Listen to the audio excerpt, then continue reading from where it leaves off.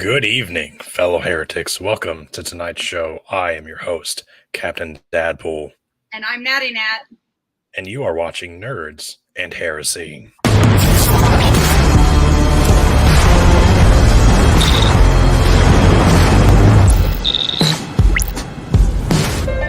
Hold on to your butts. All right. Hello, everybody. Sorry, our intro was only like 10 seconds long. I didn't go live when I meant to. Professional as always. Quick and set. Tonight we are graced with the presence of Mr. Thomas, aka HolyKoolaid. How you doing, Thomas? I'm doing fantastic. Thank you guys for having me on. Oh, thank you for joining us. Do you want to take a minute and tell the audience who you are, where they can find you? I have a couple of your links tagged in the description below, your website, your Patreon, etc. But give yourself some take a couple minutes. Plugs. So yeah. I was a very religious, fundamentalist evangelical Christian. I was raised as a missionary kid for 14 years in a former Soviet Muslim country. And as I got older, went to college, I found myself coming out of that belief system, and I started questioning a lot of the stuff that I had found to be true. And in that journey of coming out and exploring it, I had a lot of aha moments when it came to learning about science and history and archaeology and just a huge array of fields. I'm very curious about a lot of different stuff. It's an ADHD thing. And so as I dove into all these topics, I found that I no longer believed in the stuff that I was brought up in. And I started making videos on a channel called HolyKoolaid. And as I made these videos, there was a huge audience for it. People were able to connect with the message and relate with my story because there were a lot of other people who also had similar fundamentalist upbringings and were starting to question. And so a community formed. I organized a conference called the Faithless Forum. I'm one of the founders and the current president of that organization. And I also travel around the world, speak at conferences, and just try to promote scientific skepticism and explore how can we know how the world works and look for truth wherever it is. I love it. There's a lot that our viewers and ourselves we can relate to within your story, but I think there's some really unique parts, which is that you were homeschooled by missionaries. So your entire background has been traveling and trying to push the message. So you had the full indoctrination premium package. Yeah, no, you were it's different going to church once every Sunday, but when you were raised by missionaries, it's like a daily thing. That's crazy. Oh, yeah. I want to start out with a weird question though. Okay. Is there something you miss about it? Oh, that's a good and kind of difficult question. Damn it, Matt! What did I tell you about asking those kinds of questions right at the beginning of the show? I should have waited. Yeah, no, I'm sorry, my bad. Definitely, the community. I like hitting people with hard questions. The community was very close. The group, everyone knew each other. It was a small group, and we'd get together and we'd have potlucks every single month. We would have group events and get-togethers. Now, they were normally coupled with things like prayer meetings and worship meetings and stuff like that. But I definitely knew everyone. I was a little bit when I got out of it, I certainly didn't miss it initially because I was very much frustrated with being a socially awkward kid, a homeschool kid. I wanted to be normal. I wanted to fit in with other expats who weren't missionaries, with other locals who, weren't a part of that. And so I felt kind of like an oddball out. And so I tried to kind of distance myself from that stuff. But as time went on, I started to kind of realize and value the closeness that a lot of us had within that community. We'd have various people over for Christmas and they'd spend the night and we'd have, all these traditions and make brunch in the morning and stuff. And so it was very, very close knit. Having that sense of community has got to be one of the hardest things to walk away from. Sorry, I felt like I wanted to get to know you, and I kind of want to put you in the box right away. But go ahead. What were you going to say? An interesting side note to that is that as I've traveled since then, whether it's doing study abroads or, when I was in college and I'd travel and study in another country or just living in other countries and working remotely, I found that that type of community is actually very common within expat circles, and also for foreign exchange students who come to the U.S. who are studying. When I was going to Texas A&M, they would come in and they would find their local group of expats who are foreigners that are living in a foreign country. And even if they're all from different countries, all from all over the world, you find this sort of sense of cohesive closeness because you're on this similar adventure where you're, away from home in a foreign land, connecting with people and stuff. So it's something that it's not exclusive to Christian circles or to missionary circles. We definitely connected on like the God belief front, but I have noticed that expat communities in general tend to be very close knit. I agree. I do think it's kind of funny that you mentioned Texas A&M because I lived there. I didn't actually go there, but I lived there, and I was a tutor for some of the athletes on campus. And it in and of itself is its own cult. So I was going to ask, do you have the ring? I don't have the ring. I graduated, and at the time I was poor as dirt. Oh yeah. And so every single person, like all my fellow classmates and stuff, they were getting their rings. And I thought about it. I thought long and hard about it, and it just the guy's ring was like $1,250 at the time. Yeah. And it's up to 5,000 now. It's absolutely Jesus. Insane. Yeah, it's getting absolutely insane. Yeah, and that was something that as a broke college student, I definitely couldn't afford, and I couldn't justify spending that kind of money on it. And there were aspects of the community that they would always say things like, well, if you go and you're trying to get a job and your employer is also an Aggie, then they'll see the ring and it opens so many doors. And that's not really true outside of College Station, outside of it's Texas. not. It's yes. When you travel elsewhere, there's very few Aggies, and like you can find local Aggie communities. I think there's like a website to like locate each other. Yeah. But it was to me, it kind of felt a little bit overblown. When I lived in College Station, I could not find a job because I was not an Aggie. However, getting a job in Austin was a breeze. Just because of qualifications. It was so stupid. I'm sorry. That was just like, that's a personal thing. I have a little vendetta against the Aggies because it's so dumb that they won't take the qualified people. They'll only take the people that are Aggies and kind of qualified. That's weird because it's like they're a dime a dozen in College Station. You'd think that it wouldn't really even be something that they would notice. Right? And I had coworkers who worked at A&M who never went there. So it's weird. It is such a strange environment. I think the science community there, they really liked their Aggies. Yeah. By the way, Thomas, I forgot to mention backstage, you have access to the comment section in the chats. So if you see a question or a comment you want to address or a question you want to answer, feel free to mention it. I'll bring it up. You guys who are watching, if you have a question for Thomas, feel free to ask and I'll bring it up. And we'll see if he can answer it. Morgan, yes, the Texas Aggies are like the Namu Mafia. Yeah. Town Mafia. It's weird, but only in Phoenix or only in College Station. It's weird. It's funny you say that, like, because like whenever I get asked the same question, like, what do you miss about Christianity? It's like, is the community. Like, I had a very close-knit group of friends. Like, we would go to movies together. We would go to one guy's house and play Rock Band together for like hours on end. Like, I had a really good group of friends, and I hold no animosity towards any of them to this day. I have very fond memories. And then I get asked the same question because I'm an Army veteran. I get asked the same question about, like, what do you miss about the Army? It's kind of the same question, like the camaraderie, the community. Like, we'd go and like drink over a bonfire and do dumb shit all night. Like, I miss that. And it's like the sense of community is like the draw. But I think that, because I've felt that kind of closeness both within like the missions community. I saw like how my family was very close with other missionary families and they connected on the religiosity side of it. But then, like I mentioned before, when I travel abroad and I see that with expat communities, when I was at A&M, I lived in a duplex with 5 other guys. There were 3 of us on one side of a duplex and 3 on the other. And, or I guess it'd be a twin or a duplex. I forget which. Yeah. But Townhouse.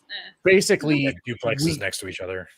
Yeah, we got really, really close, and all of us were like brothers, and we'd all go out to eat together and hang out and do stuff, and we knew each other's families, and we knew each other's, you know, significant others and friends and stuff. And so I think that kind of community, it's not exclusive to religion. And even after I became an atheist, now some of my closest friends I've ever had live, you know, within about 10 minutes from me.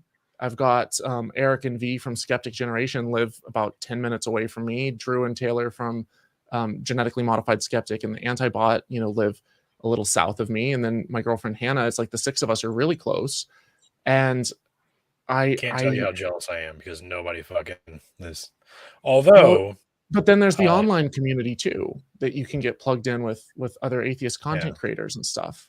That community is fast growing. It is this Tuesday. I've got plugged in with a group called the PA Pennsylvania non-believers, and they're meeting at a restaurant like 5 minutes from me on Tuesday, and there's like 10 or 12 people going. So I'm gonna go and show up and see how many people recognize me. But it's gonna be this is exciting. No, you'll have to tell me how that goes, okay? Yeah, I'm excited. I'm super excited.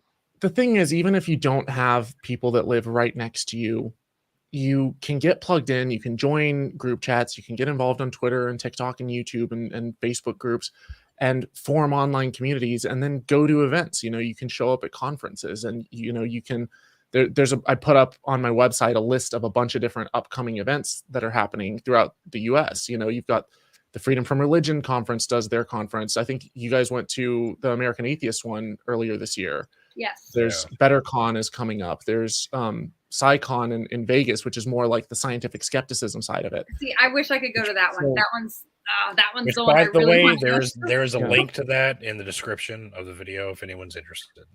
Yeah. So basically, all of these different conferences, it's like you can go and find that community, even if you just, you know, see people, you know, once or twice a year, you know, however many of these you can afford to go to.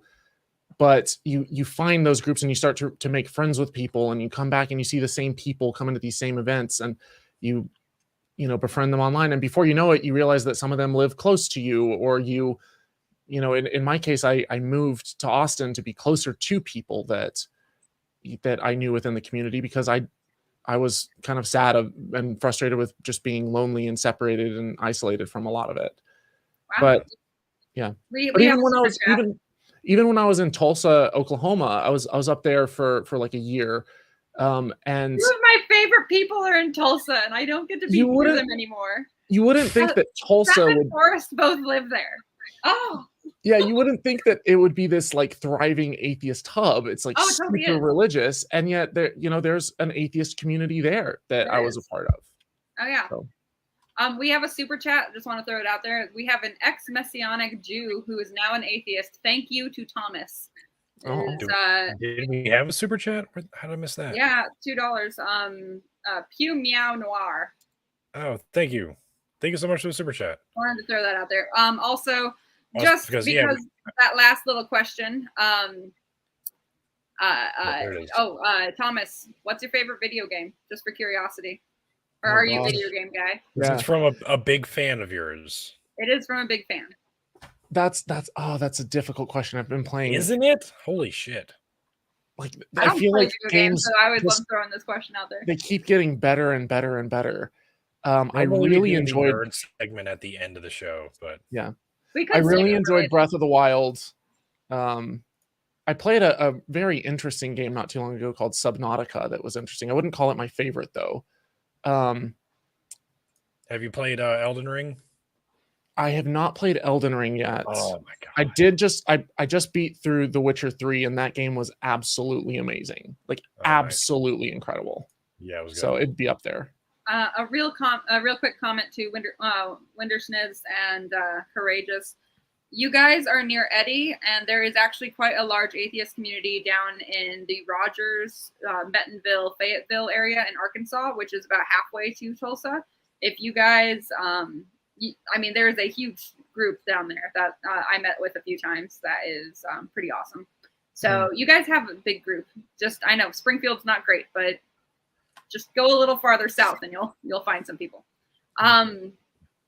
So I'm curious as far as because I know when I told people I would talk about like my background as a missionary kid.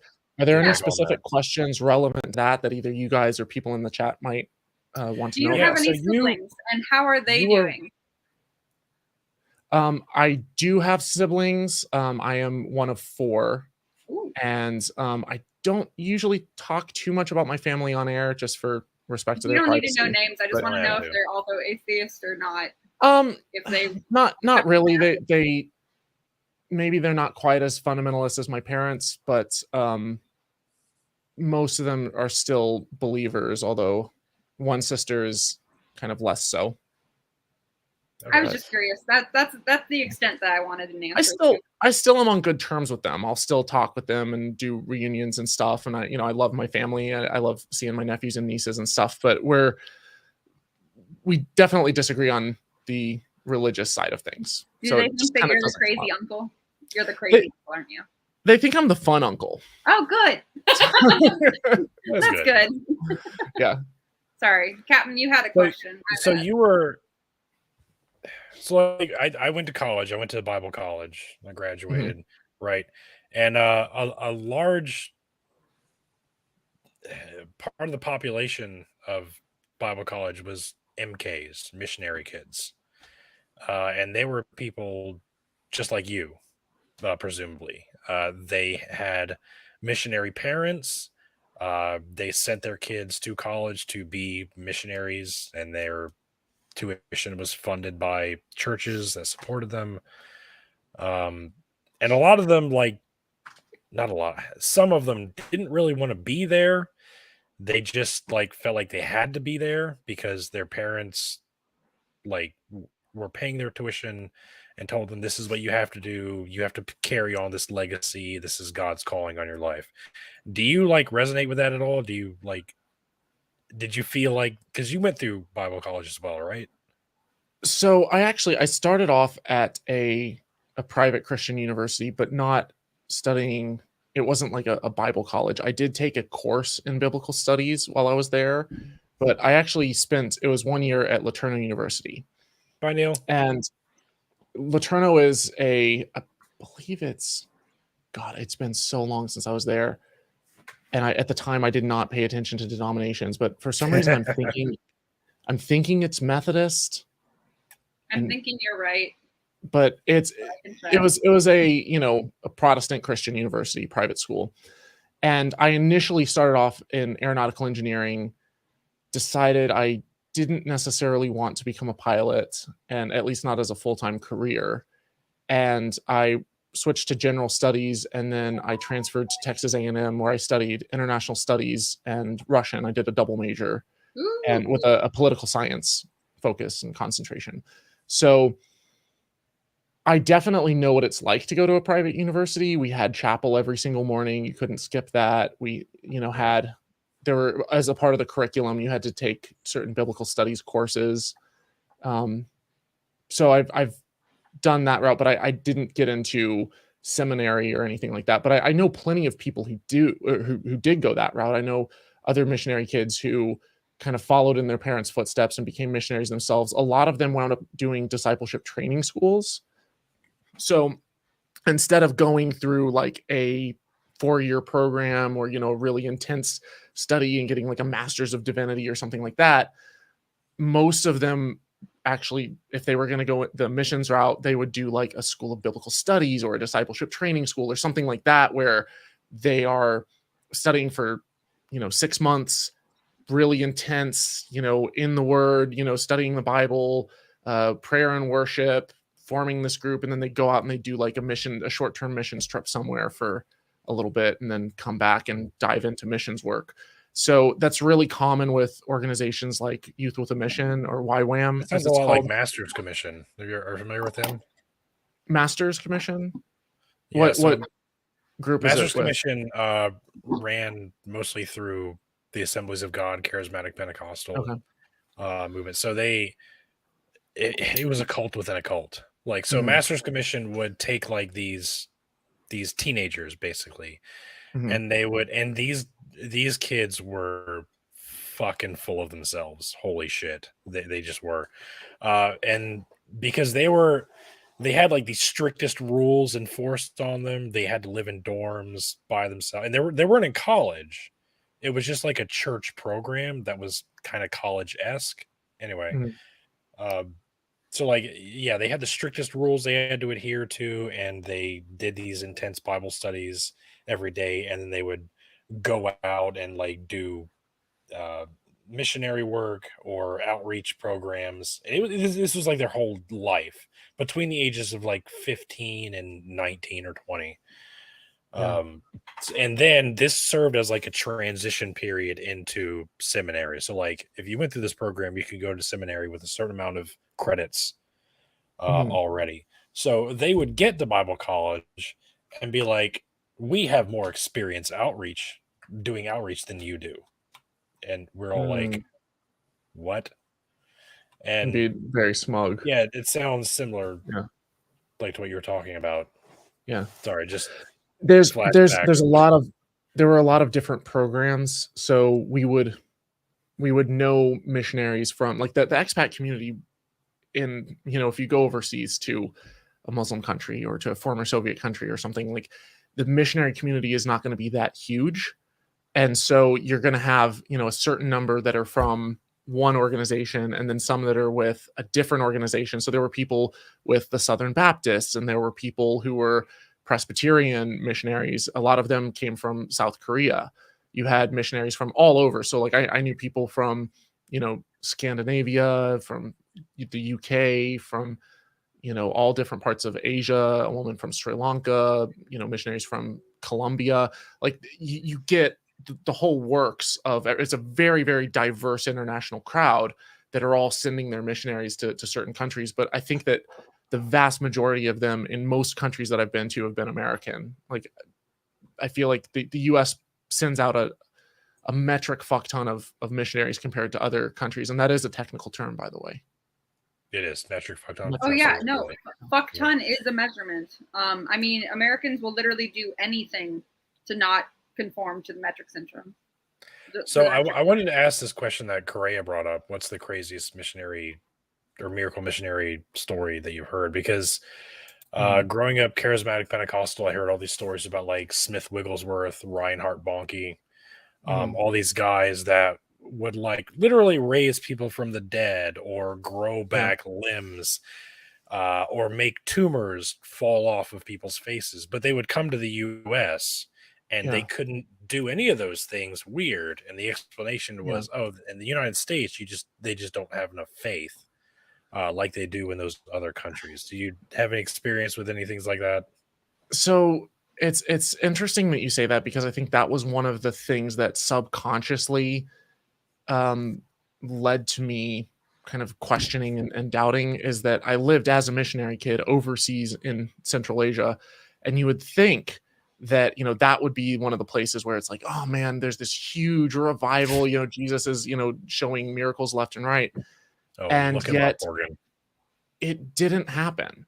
It was very like I would read these stories of missionaries who it would be like, oh man, this person, in Africa had this incredible miraculous event that happened to them and that occurred, and they were able to like what's his name? God's messenger, the guy who brought Bibles to the Soviet Union. Why am I blanking on his name? Oh, this sounds familiar. Hold on. Um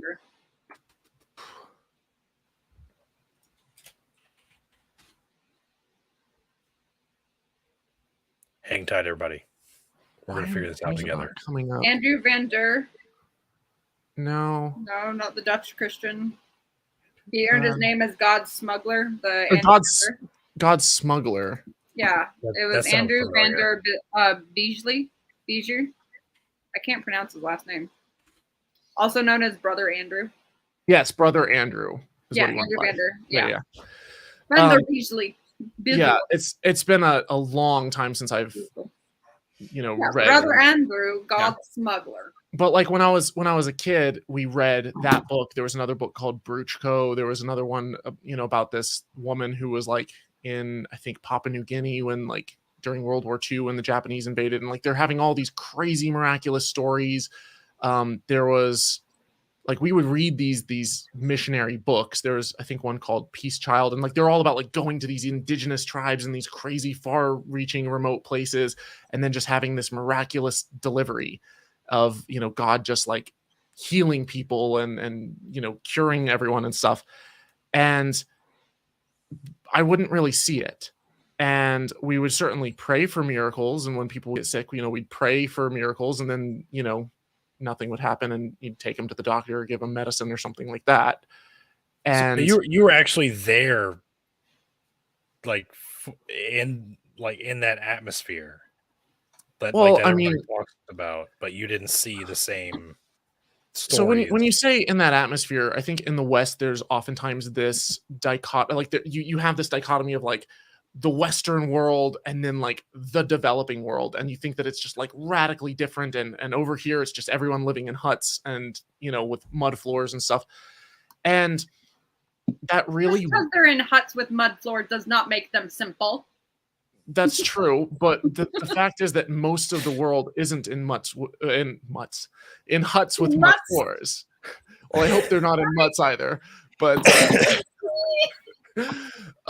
but the fact is that like most of the rest of the world is a lot more developed than people realize, and people aren't quite as different as we make it out to be. That it's just over there in Ooga Booga world with all these primitive people. It's just that's part of the whole American exceptionalism mentality. It's really messed up. And I think like as soon as people travel overseas and they get a little bit of a glimpse of the rest of the world, they're like, oh crap, I'm a lot more similar to everyone else everywhere I go than I realized. Apparently I've been to 6 different countries. Apparently that's true for everyone except Mormons. We're not that special. They go over there and they still think that they're right. And it's crazy because when I was I lived overseas for 14 years. I've traveled all over. I've lived in a ton of different countries. I've visited a ton of different countries. And when I came back to the States about my junior year of college, I needed to do another study abroad.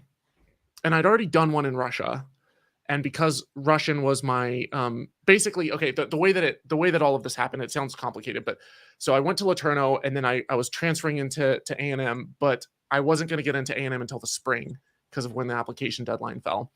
Mm-hmm. And so I had a chance to spend the fall, doing whatever I wanted in the meantime. And there was a study abroad program through this kind of collective of different Christian universities that sent me to Russia. And while I was in Russia, I was just studying about Russian culture, the language, the history, all the different stuff related to it, the literature, the poetry, you name it. And so I did that, and then I got to A&M, and if you study international studies at A&M, then you're required to do a study abroad, but they wouldn't count the one that I already did because you have to take like a certain INTS like 201 class first, and you have to take a certain amount of language credits first, and then you can do your study abroad. So I was like, well, I've already been to Russia, but I'm focusing on the Russian language. I might as well go somewhere else. And I did a study abroad in Kazakhstan.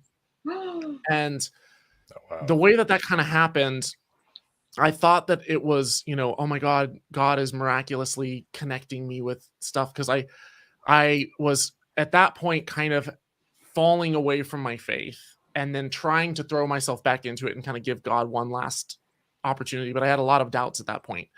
And there was this thing, I don't know exactly what it was, but I remember walking home from class or walking to the bus stop and passing by, there were all of these tables out. And it was basically a ton of different like missions organizations and stuff that you could get involved with and do short-term missions trips through. And so college students would sign up over the summer and they go off on these things. And one of them was this program where this guy, he was with the Southern Baptists, and he was looking for people who were interested in doing missions work in Kazakhstan. And he was connected with a university up in northern Kazakhstan that basically I would get all the credits transferred over. And at the time, I was kind of looking at potentially the Ukraine or Kazakhstan as the place I would study in. And then I met this guy and I was like, oh man, this must be divine. It must be this miraculous thing that God is like opening doors. Because when you're looking for Sign from God. when you're looking for signs, anything can be a sign. And So true. so I went with it. And basically there was, as soon as the semester was over, over the summertime, they had a training program where I went up to, I think it was up in like North Texas. It was like the Texas Women's University or something that was like a Christian university, but they had a program in the summer when class was out where they would train missionaries. And so I went up and spent, I don't know, about a week or something there, where it was just this intense like prayer and worship and prepping, college students for short-term mission stuff. And for me, I grew up in the missions field for 14 years. And then all of a sudden I'm having people tell me what it's going to be like to live in another culture. And the types of things, oh my God. Right. You just want to stop them and be like, wait, no, it's not this bad. You need to stop. Oh, I wanted to smash my head through a wall. Probably a dozen I have times. been there, sir. I have been in this situation. Oh, it's so terrible. They had stuff like, all right, now we're going to go to the public market, the bazaar, and like, you're going to have to haggle for food, but you only have this much. So you're not going to be able to afford to eat unless you like haggle it down. And like the people there were like, in like really broken, shitty English, like acting out what they thought a foreigner would look and sound like, but it was really, really bad. Like racist. It was like kind of racist. Bad. It's racist. Oh, wow. And then so bad. I can imagine. And then at the same time, they had like a, oh, now we have to get across campus to the secret prayer meeting that's being held without being persecuted and caught by the secret police. And I shit you not, like they actually did this where, you're kind of like, trying to walk and act and like you go and like sit down at benches and quietly whisper to the person next to you about like, where is the prayer meeting or something. And like, hopefully you're not, talking to someone who's an informant and stuff. And, if you get caught, you get rounded up and like sent to this jail and stuff. And it was just like, holy fucking shit. It's not like that. Like this, it was just playing into this Christian persecution narrative of like, yes, there are countries where if you're out on the street corner proselytizing, like you don't have the same level of freedom that you do in the US. But at the same time, like, people, as long as you're not disturbing the peace and overthrowing the government or something, for the most part, if you're just like, hey, like, let's, go and meet in your home or something, there occasionally were church raids overseas, but nothing like this, like crazy, just extreme. It's like they have this notion of like what it was like in the Soviet Union under Stalin, and that like that's where it is everywhere overseas now. And it was just nonsense. Wow. And the funny thing too is like most of these countries that you go to, even if they're Muslim countries, if, for example, if you go to, Kazakhstan or something and you look for a Russian Orthodox church, you'll find one. And it's like registered and it's public and you can go and you can worship at the Russian Orthodox Church. And what they don't like is if you go in and you start trying to, heavily proselytize and overthrow the government or stir up some kind of like problems with the local, people and beliefs and stuff. And a lot of churches don't want to get registered because they want to be able to promote a message that the government doesn't particularly like. But even then, they still do it. But it's not like you're walking down the street and the police are just like driving by listening for anyone that says the word missionary. It just felt incredibly over the top. So when I went to Bible college, when I first got there, the name of my school was Valley Forge Christian College. The problem was because they were such a missionary focused college, their graduates would go to other countries and say they have a degree from Valley Forge Christian College. And so their visas or whatever would get denied just based off of the name of the college, because they know, oh, you're just Christians trying to come in and share the gospel. No, fuck off. Yeah. You're not here to offer any type of real And aid. 99% of the time, the persecution is literally just your visa gets denied or you get kicked out of the country. Right. So hold on. So what happened was the president of my college was more of a politician than he was a college president. He rubbed elbows with like the governor, like everybody. So in order to become a university, the standard in my state was you had to have a 1,000 attendance of 1,000 consistently. Our attendance was like 750, 800 for the past like 5 years. So our president was able to convince the governor of Pennsylvania to like lower that standard. So eventually when you can't reach the bar, lower the bar. Exactly. He convinced him to lower the bar. So with you just move the finish line. an You always move average the finish line. That's how everything with works. an average enrollment of 700 students a year, we were able to become university certified. So we changed our name to the University the University of Valley Forge. So everyone who graduated got their degree from the University of Valley Forge instead of Valley Forge Christian College. So now, since just from having that little change, more of the graduates, more of the graduates were able to go into the missions field. Wow. So for was that it simple- an accredited university, or do the credits Yeah, transfer to it's any other fully schools? accredited. Okay. Yeah. Because I think Pensacola University has a really bad history of, like, for years it wasn't accredited, and people would come and study for 3.5 years, and they're seniors and they're about to graduate, and all of a sudden, oh no, you went on a date without a chaperone, and so we're kicking you out of the university because that's immoral. And There all was of a a sudden little now bit they of have that. 3.5 My wasted college years was a of useless sister- credits. My college was a sister college of Liberty University. Wow. Yeah. So and to give you an idea, when I was homeschooling kids, I was prepping them to go to Liberty University.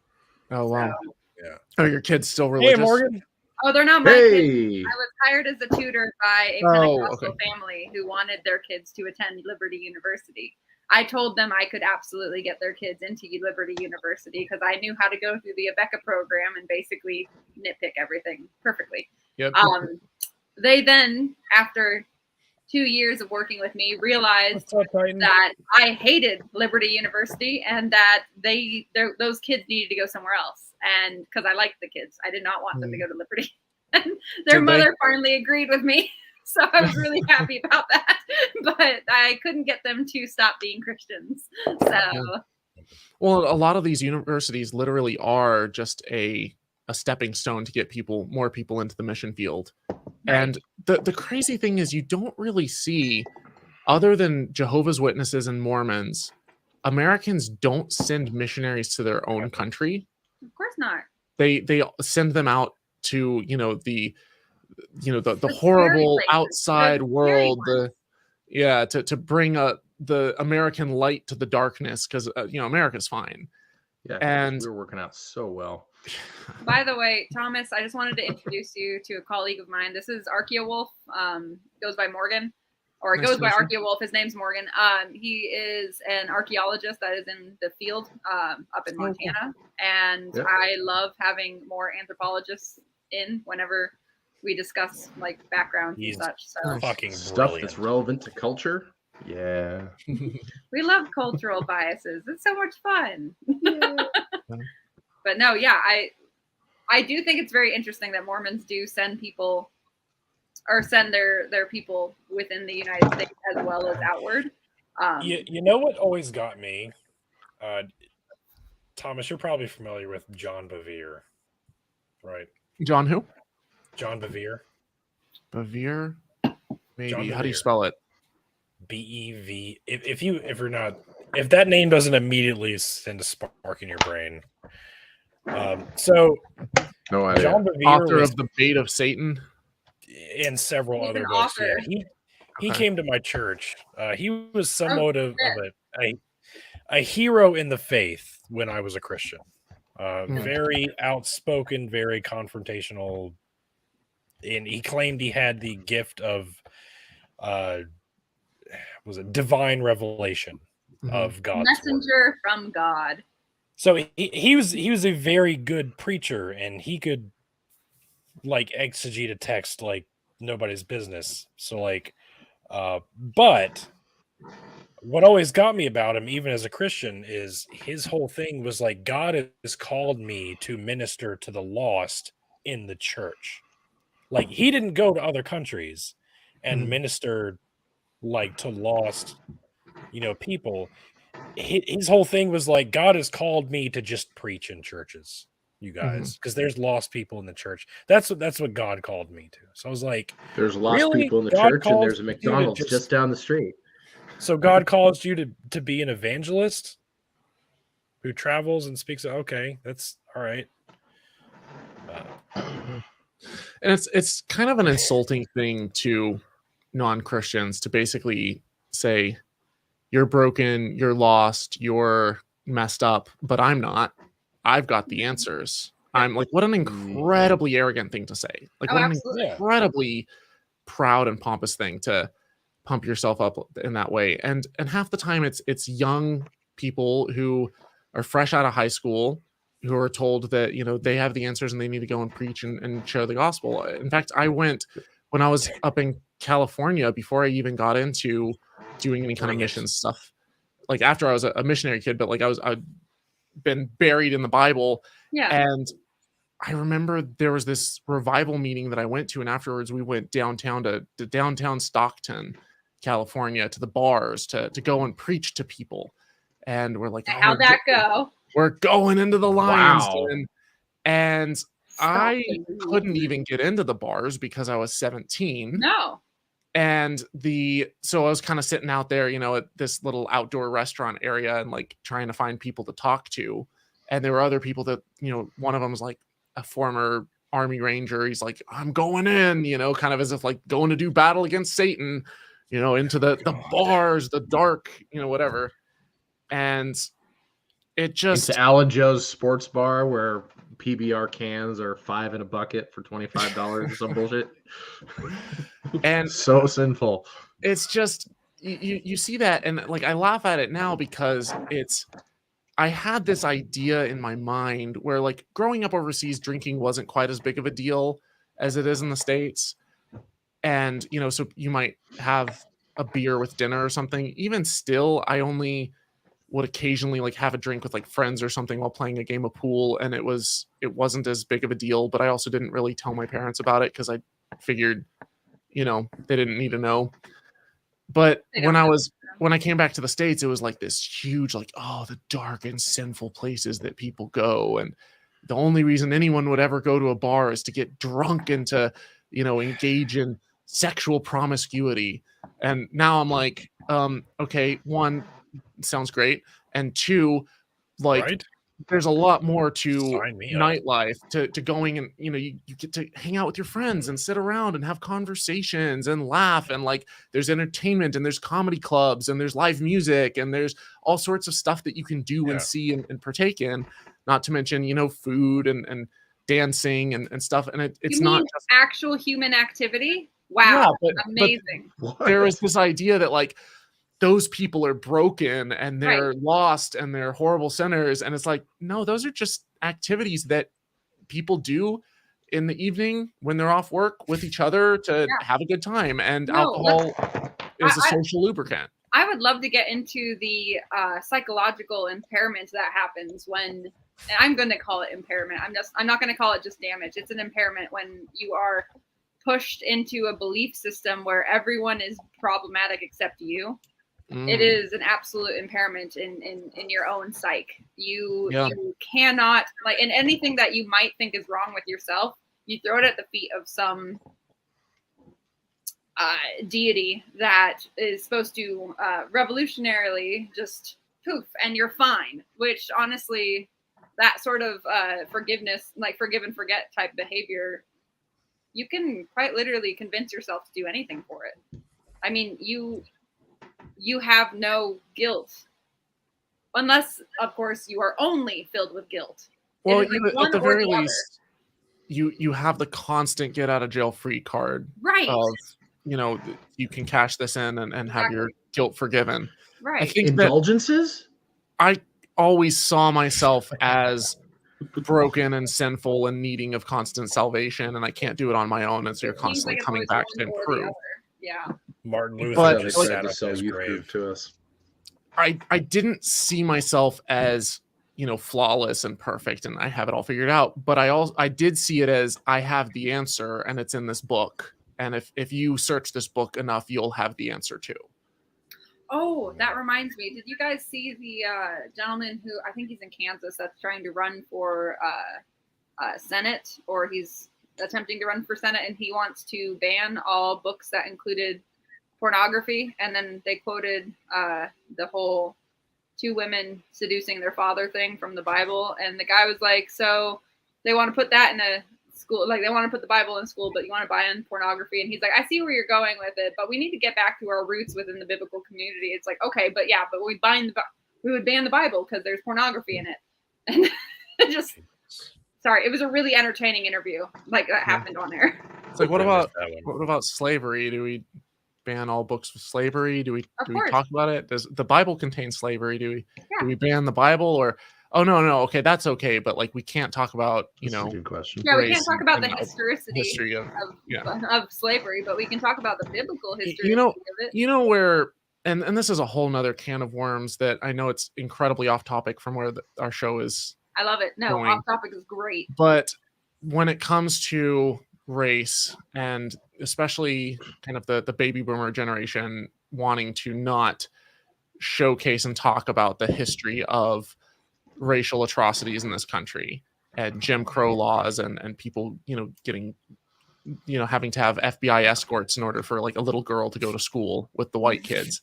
Yeah. I think that the reason that they don't want that taught in schools is because kids will go to school and they'll see the horrible people chanting and throwing rocks and be like, oh, hey, that's grandma. Like they'll recognize the. That would be fucking hilarious though. If grandma's the one's like, don't do it. No! Yeah, like being Hey, racist. thank you for the super chat, Dr. Hellspawn. That is a Hell good yeah. What word? $9.99. I'm just This gonna is not picture work, all this of is those fun. lines upside down. There you go. You asked me Just earlier turn though, your screen. in terms of the miracles and stuff that I witnessed.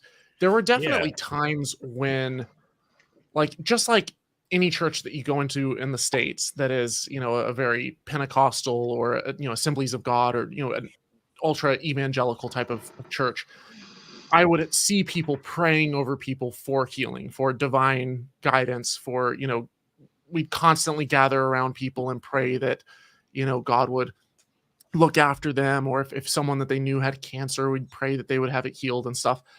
And what I found more often than not was that the rates of healing tended to be no different than for anyone else, where sometimes people would recover on their own, sometimes people would die, and sometimes people would live in chronic pain and illness for the rest of their life.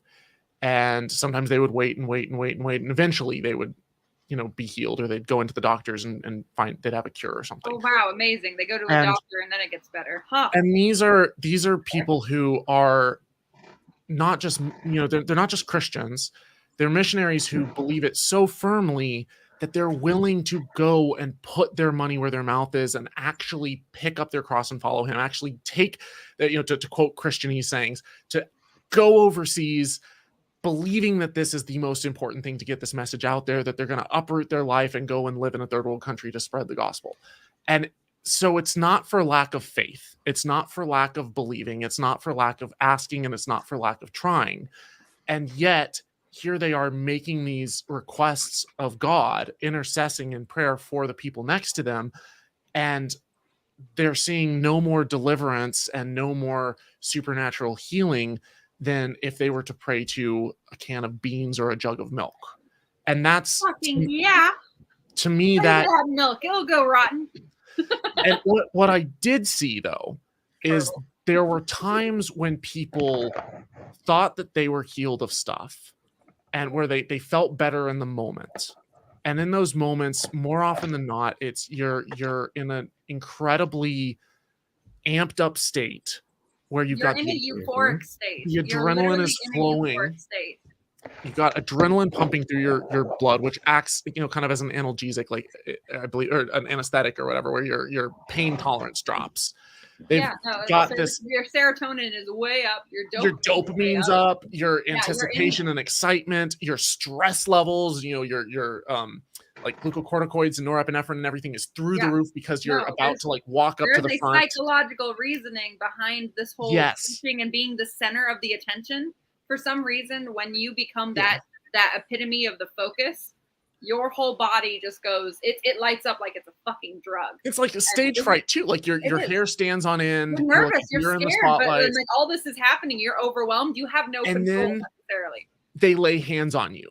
Oh, and fuck. when they lay hands on you, you're getting the physical touch. It's like a warm blanket. You're surrounded by people. It's suddenly like you're vulnerable, and then you're like surrounded in this warm, tight, enclosed space with people laying their hands on you. So you got oxytocin, released from the human touch, and so you get this kind of easing, like stress relief, and then you've also got like the pain relief and stuff from these other chemicals.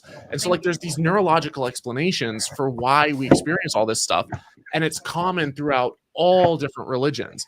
And so whether it's you're chanting and you're shaking and you're dancing and you're almost kind of like in this hypnotic state, or whether it's you're all moving together and it's like what Emil Durkheim referred to as collective effervescence, like you're almost entering in this collective trance together, and then you have this music that's amping it up and getting you all excited and all worked up, and the preacher's like authoritative, and you're emotionally vulnerable, and you're told to not doubt and to not question and to just believe, and then they tell you you're healed, and you get this rush and this flood of chemicals. And so it's no wonder that people in those moments, they're like, the pain is gone. I'm healed. Yeah, they feel good for a minute. And they feel great. And then they a couple days later, they're like, oh crap, I shouldn't have thrown my crutches away. Well, I was going to say, Thomas, have you ever done a video on the psychology and the reaction, or like, and the actual power of healing within those that are prayed over and those are not when it comes to health? Have you done a video talking about that? Yeah, I've touched on that some. One of my own personal experiences that I talked about a little bit in a video was there was a time when I was in college and this pastor came to visit, and we were taught that this guy was a prophet and that he could make these predictions and that he had faith healing abilities and powers and would lay on hands and you'd be miraculously healed. And a couple of people had similar stories where basically it was a glorified placebo where they had stomach issues or the stomach pain. And then all of a sudden he prayed over them and they were able to eat the rest of their food. And it's like, oh, wow, exactly the type of thing I was just talking about. But never anyone regrowing a limb or something that's physically impossible, but you'd think would be well within the realm of what God could do. Oh, yeah. So while starfish, right? If God can make starfish grow things back, why can't we? Exactly. And I guess God loves starfish. Me off, man. That's one of my favorite things. I want regeneration. God damn it, bring me that bitch. Sorry. Instead, we just get this little appendix that explodes inside of us. God damn it. So while this guy is in town, I go up and I ask him to pray over me because I was having pain in my shoulder. Mm-hmm. And I was doing gymnastics and I was doing, some like stuff that require, like back handsprings where like you're landing on your arm and it's taking impact. I was doing mixed martial arts and I kept on damaging my shoulder and I wanted to have him come and pray over it. And so he came up and he laid on hands and he prayed over me and nothing happened. I'm just sitting there going like, isn't it weird how when it's just one-on-one, it doesn't do anything? I'm like, why is it not working for me? But then like a bunch of other people kind of come in and they all start praying and like I get this like kind of excitement. I'm like this flood of chemicals and it felt to me momentarily like the pain kind of went away.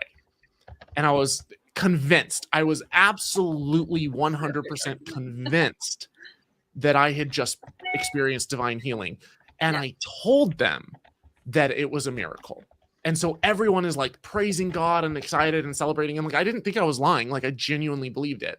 Yeah. And then to try to demonstrate it, I went and I did a back handspring, or like it's Right. like a backflip. You put your hands down, and as I did that, one of my arms completely fine, no issues. The other one Still hurt. just completely gave out and like tore, and I just felt like immense shooting pain and like undercut it, and just like almost like shit. landed on my neck. And I like Did you try I to was play it kind of- off? I played it off because in the moment I was like confused. I was so like my faith was so strong that I was convinced that I had been healed, and that didn't you. make sense to me. That didn't mesh with this reality that I believed. Right. And so I'm sitting there going like, what happened? What's the deal? Like it's not some sin in my life. It's not some lack of faith. Like I've been super, super close to God this, last season of my life. I have a question. And yeah. Did you have embarrassment in that action? So I in a way I did. At first I was just it was confusion, and then there was this like embarrassment that like why did it not work? Should I go back and ask for a third round of prayer? Is that what I Right. need to do? Like, is there something wrong with me? Am I just confused? Did I like maybe when I was like kind of stretching to see like how my shoulder's flexibility was, did I like test the wrong shoulder without realizing it because I'm so like distracted? And I'm trying to think through things in my head. But meanwhile, everyone else, they saw it as, It fucking oh, worked. he's healed. Yeah. And No, 'cause, yeah, like, You I can't kind be of, like, oh no, just kidding, guys. I'm actually Yeah. still hurt. Like you can't do that. like I kind of So I- undercut it, but it I looked would like have I fucking just laid maybe on the had, ground and been like, ah. but I didn't. Here's the thing. I also didn't want to be a stumbling block to other people's faith because I Right. Yeah. genuinely believed that was true, and You I wanted have to to do play it anything I off. could to. Yeah. No, And the so- pressure is on. The peer pressure is on for you to be Yeah. religious enough and filled with faith enough that God would heal you. Because if See, you I didn't have get healed, I have then you were experiences. fucking sinful and there is Hmm. something wrong. And if that's the case, then the entire whoever witnessed this is going to have a negative connotation towards why you weren't healed, rather than it being, oh, it just didn't work. Yeah. Yeah. See, I have It doesn't experienced go this like from that. the It's either it other. works or you're fucked. Mm. It's I have experiences from the other side. When I was an evangelical Christian, I healed people with my prayers. Like one specifically, like there was like two incidences that stick out in my mind, but one specifically was like I prayed. This guy had back problems, right? Yeah, typical. And so, like, I laid hands on him and I prayed God's divine healing. And then afterwards, he was like, "When you were praying for me, brother," like he literally said this. He was like, "Brother, I felt God's healing power go through my body, and the pain in my back just stopped, and it doesn't hurt anymore." And I was like, "Oh my God, God's working through me. He's working through my hands, my prayer abilities to heal people. Oh my God." But like, it's like I never did any follow up. Like, hey, does your back still hurt after that prayer? Like, I think it's very rare that people do, because that same story of my experience with the miraculous divine healing. I was a part of a Christian fraternity at the time, and one of my frat brothers was there when that happened. And then like in the meeting, he's like telling everyone about how this guy's like, yeah, it was incredible, all the miracles he was doing, and he did this and this, and he prayed over and healed Thomas's shoulder, and he was like doing backflips afterwards and stuff.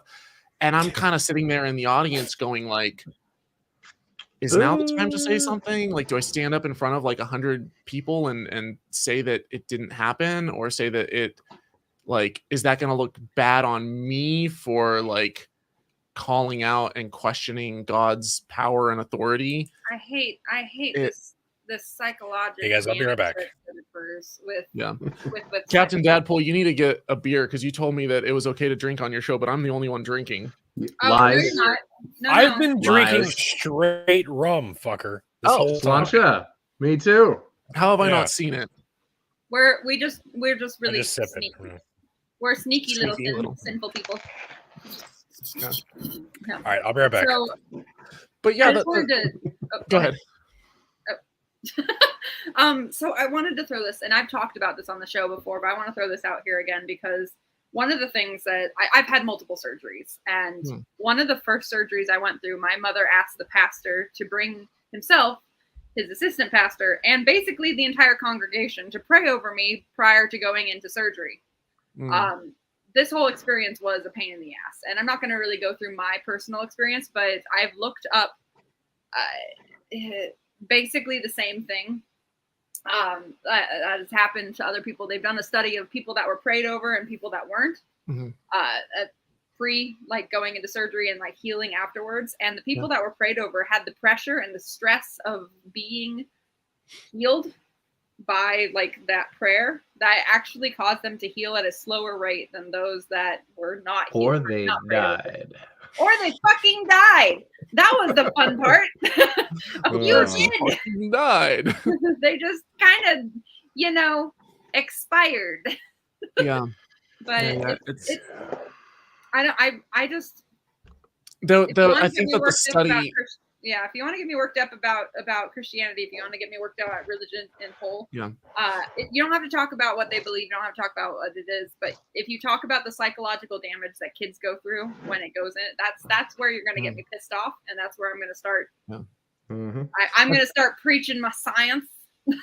I think that the study that you're referring to, I believe, it was a massive prayer study that was undertaken that was actually funded by the Templeton Foundation, which is a Christian organization, and yet the results that they found were not what they were expecting. They wanted. Right. No, that's exactly what it is. And then they decided to, I think it was, I want to say it was Emory, but I'm not entirely sure which college took it over, but they decided to redo it and just find people's faith and just have various religious beings go over other people's faith and those that weren't, and just see how they went. And same deal, those that got prayed over had a lower healing rate and a lower speed of healing than those that were not.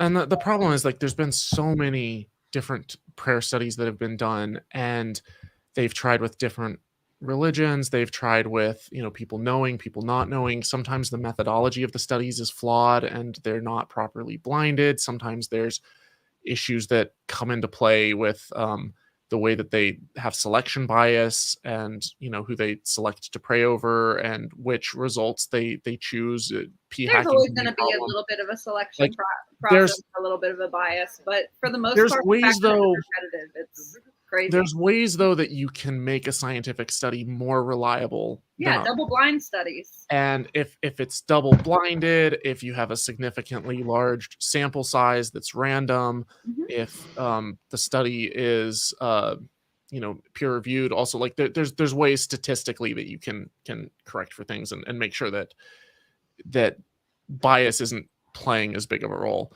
That said, some of these studies have bias, some of them don't. The Templeton one, I think, was a pretty good study. And then there's been meta-analyses looking at. They went in with a bias, and they proved themselves wrong, and that was. But the methodology of the study was it was not bad. Good. No, it was great. But it was really surprising. When I read that study, I was actually rather impressed. Normally, when they've done meta-analyses of these studies, they found, like, occasionally there'll be one that might show a slight improvement, one that shows like it's slightly worse, and one that shows nothing at all. But, like, on the whole, you get it's an average together, and you look at it, and it's like the deviation kind of comes back to the mean. There's nothing that you would, if there was an interactive God that actually cared and loved us and listened to prayer, and you could, ask for things and petition this God, and it would interact with the world in the way that Christians claim, you should see that bear out in the results, and it's not there. And instead, you end up with all of these anecdotes that are unfalsifiable, that are second and third hand, that could be a result of misdiagnosis, could be a result of spontaneous remission of different conditions, could be a result of the placebo effect, and a whole wide variety of other things, or people just straight up lying or misremembering. And there's just because people don't necessarily know exactly why something happened a particular way, when they come along and say, I don't know, therefore God, and they plug that in, it's like, that's a huge leap in logic. And massive. Massive. But that wasn't the only time that, like, I was prayed. Like, there were plenty of other times when I'd have people pray over me. And, like, one time I I was at this religious camp, and we were all kind of getting down and like dancing and excited and stuff. And this was after the first time, and I'd been dancing for a while. I was kind of tired, and I had just recently learned how to do a backflip, and not a back handspring, but like a actual standing backflip. Yeah. And I did a backflip on concrete, and I undercut it, and I hit my knee and shattered, or not my knee. I hit my toe. I barely like undercut and like landed on my toe, and my whole toe like popped out of socket and twisted sideways and cracked. Blech. And so I had a complete fracture and dislocation. And so this other guy who also claimed to be a faith healing prophet and was very like, religious and would pray over people and make all these predictions and, all this stuff. He came over and I had been kind of convinced that, he had this special connection to God. And I asked him, because I'm in pain and I'm sitting there hurting and, just like in intense pain. So you have a lot of nerve endings to your toes. I'm like, can you like heal me? Like pray over this, heal me. Like just wave your hand. Like, and it was a Christian thing. Do like, your Jesus magic. I was super close to God in that moment. Like I was probably closer to God than I've ever been. Like I believed harder than I've ever believed. And I'm like, just like pray over it. Can, heal this. And I think he realized in that moment that I think deep down inside, he kind of knew he was a fraud, because like he looked at it and he's like, the doctor should probably look at that. God is telling me in this moment that this is a situation where he wants you to learn a lesson. Oh, shit. And a bunch of other people gathered around me and prayed over me. Oh, no. And nothing happened. Oh, no. But the nurse came in and was like, all right, here, bite down on this, and went pop and popped my toe back into socket and wrapped it up. Thank God she was here. And well, not thank God, he didn't really do a whole lot. But that nurse was present. God made sure of it. Yeah. He was there to save you. Yeah, even though he was teaching me a lesson, he wanted me to. You had to feel it go back into place. That was your lesson. And the crazy thing is that like I think that the guy was maybe playing it off as like, well, you shouldn't have been proud, you shouldn't have been showing off. And yet I was like, in that moment, I was so, one, there wasn't really anyone there that I was trying to show off to. And two, like I was so on fire for Jesus that it was just like this dance of joy. Like I'm so excited. Like I had this whole revival and kind of rededicated my life to God. Isn't And it weird how a human being can really knock another human being down in that sense? Like, I mean, how, God, it just, you were having a high, and he just basically just like gave you a face plant. Like, holy shit. And it was crazy too, because I felt so close to God, and then like that happened, and I was just like, this was like the second time in a row where like rejection. That's just like I was supposed to have a miracle, and I was so on fire for God, and I believed it wholeheartedly, and like both times I got let down.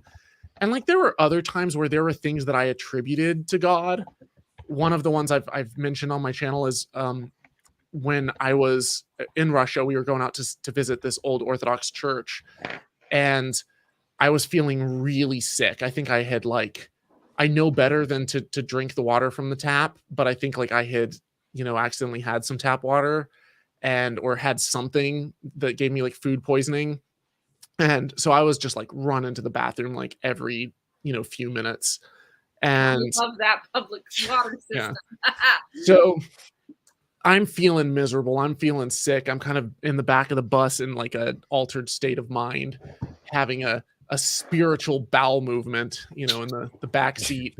Where you're praying that it ends. And let it end. I remember telling this story to my fraternity brothers at the Christian frat I was in at A&M later as part of my testimony, because we all had to, as part of your initiation into this frat, you had to share your testimony of how you became a Christian with a certain number of your brothers. And to me, at the time, I saw this as this incredible supernatural thing that happened to me, where I was sitting in the back of the bus, And I couldn't tell you if it was a dream or a vision because I don't remember if I was asleep or awake, but I just remember seeing like this field, and I was like inside, and I ran out, and I looked up in the sky, and I saw this light in the shape of a cross that was, it was like the second coming of Jesus, and he was like returning, and I was like, you can't come back yet. I'm not ready. Like, I have so much work to do, and my life isn't in order, and I'm not, you know, I need to be a better Christian and all this stuff. And basically God was like, you know, I'm coming soon. Like, you have a little more time, but like, kind of basically, I don't remember the exact words, but it was like God being like, get your shit together. And then the bus parked, and I got off the bus, and I walked down, and it like the church that I saw in my dream was the exact image of this church, this exact field, all of this stuff that I'd never been there before in my life. And I was like, it has to be this supernatural miracle, right? So that's how I told the story to the people in my frat. The thing is that I'm pretty sure I had seen that exact church before we went out to it, that there was like a video that we watched of it, and that our professor had mentioned that we were going out to that church. So I kind of had this image, but also like my dream wasn't that detailed. It wasn't that specific. So like your brain is really, really good at finding patterns and seeking out patterns. And so if you just have this generic church and this generic field and this generic like a cross in the sky, well, when I got there wasn't a cross in the sky. There was a church in a field, but a lot of Orthodox churches kind of look the same. Mm-hmm. And so this idea in my head that like I'd never been there before, but it was exactly the place. That's why when people tell those types of stories, I don't really give them a whole lot of weight. And then later, when I was in Moscow, we went to this art gallery, and like there was this image of this church that we had just gone to, where I had that vision, and it was like this painting of that church with like a cross painted in light in the sky. And I was like, oh my God, it's like God reminding me. But the thing is that like that's probably a very famous painting that you've seen before. Not just a famous painting, it's one of the most famous churches in Russia. And because of that, it's this church. It's out near I think it's either Vladimir or Suzdal, where I think it's near Suzdal, where there's this this church is kind of on this massive plain, and it's slightly elevated and raised up. And so when there's flooding, it looks like this church is like on an island, and then the waters recede, and you can kind of walk out to it, but it just like it has this almost like beautiful, serene, supernatural type of look and appeal to it. And so a lot of people have painted this church. And what do you put in the sky, in the clouds, when you paint a picture of a church? You put a Cessna. A Cessna, right? It's shaped like a cross. a little light shaped like a cross. And so like when I was telling the story on my channel, I looked it up, and I literally found like dozens of paintings of this church that were like the one that I saw in Moscow, and some of them had, you know, crosses, and some of them didn't, and, you know, and light and stuff. And so it's just, for me to like stumble across this famous painting in this museum based off of this famous church that I had probably already seen in this documentary and like primed ahead of time, and then my memory kind of latched onto it and puffed up this story. That was the type of thing that I saw as like a miracle. Or if my parents would, you know, they had supporters that would support them on the mission field, and sometimes if they're like, you know, we needed exactly this amount to you know, pay for this missions conference to go out to this thing, and God miraculously provided exactly the amount that we needed, like down to the penny. And I would hear those types of stories, and I'm like, how do you explain that? Like, that has to be miraculous, these donations that come in that are the exact amount. And then I started realizing that like that type of thing actually happens all the time, and has even happened to me as an atheist content creator, where like I'm not praying for a certain amount. I'm not like, hey, I need this exact amount. But there's times when your ends don't meet, and, you know, money doesn't come through. And there's times when it does. And there's times when it's the exact amount. And there's times when it's a little bit more. And there's times when it's a little bit less. And you can actually tighten your belt just a little bit and save some stuff, or, you know, save some money and sell some things. And then ends meet, you know, miraculously. And the fact that it ends up to be exactly the right amount, I'm like, okay, well, if God owns the cattle on 1,000 hills, why couldn't he, blessed you with a little bit extra? Oh, he wants you to have faith. He gives you exactly what you need and not anything more. Oh, But then I love as a Christian, if you don't receive any sort of blessing, it's God testing you. Yeah. But if you do receive some sort of monetary blessing, then it's God blessing you. So And either sometimes- way, That's so convenient. Exactly. Sometimes either my way, parents would it's say- God. They would so straight up say that, like, it's a foolproof system. we've been praying about this and we don't feel like it's the right thing to do right now. And if you ask them, like, why, they'll just be like, well, it's just like, I can't explain. It's just like this feeling that, like, God gives me. But I'd be willing to bet that there were times when the reason that they felt like it wasn't the right thing is because, either they didn't have the money and there were other things that they needed to do. And, like, it was them consciously making a choice that, oh, well, we feel like God wants us to better allocate our funds and we can't quite justify this. It's like, well, is that really God saying that? Or is that you feeling that based off of your circumstances? Thank you real quick for the super chat, Anton. But the Bible has P in it, right? So P is just Pi. Well, Pi. in Greek, all right, Greek lesson. In Greek, it's actually pronounced psi. It's not pi, it's psi. Pi is Well, I've got to go English. take a C. So psi is just a Greek letter for P. Is he talking about? Well, you took all the wind out of my joke. Thank you. Oh, I'm sorry. Do you want to rehash it? I can. No. I'll Until I was like, recant the Bible has everything I pie in it, and I'm like, strawberry rhubarb. No, There's pie in the Bible. It's huckleberry. Huckleberry So pie. as far as the Bible having pie in it, this is a little off topic from the where we were going, but I think there is a verse that seems to indicate that they see pi as being like less than 3.14, but then, like, I've heard certain interpretations that say, like, that's not a great, like, even from atheists saying, like, that's not a great argument the way that it's presented. So I haven't looked into it enough, but I think there is a part where it's mentioned in terms of, like, the parts of a circle. Yeah, I need to look into that too. I recently learned about the 500 witnesses, right? Mentioned in 1 Corinthians 15. But 500 in Greek is Pentecosta, which sounds like Pentecost, right? So that verse could potentially read, Christ appeared to his 12 disciples on the day of Pentecost, and then he appeared to me, Paul. Is that in the book of Paul, though? Yeah, well, yeah, it's the writing of Paul. Fucking Paul. Yeah, well, it's the thing Well, is be in Romans, right? No, it's 1 Corinthians 15. So if Paul, so the verse is, Paul says Christ appeared to the 12, and then he appeared to 500, and then he appeared to me. So in the Greek, 500, 5, penta, 100, costa, right? So it could read, Christ first appeared to the 12 on Pentecost, on the day of Pentecost, and then he appeared to me. So it's just one of those ways that, like, when you look back at the Greek, it's not so straightforward. It might mean something completely different. That's weird. That's not something that I have heard before in that terms.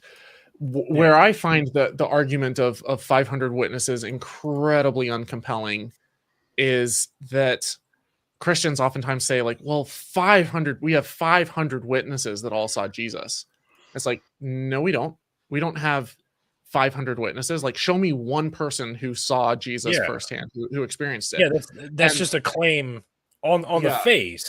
It's just a claim that Paul is making. And the thing is, I'm not a mythicist. I think that there probably was a dude. There was a guy named Jesus. I think there certainly was. But in terms of We've had that conversation, 500 people seeing it, we don't have 500 accounts. We have, like, even Matthew, Mark, Luke, and John. It's like, okay, Luke and Matthew are clearly copying large sections from Mark, and Luke even straight up says, I didn't see this myself, I'm getting this from other sources. That's And exactly Matthew right. is like pulling the same stuff word for word verbatim from Mark as well. And then John was written later.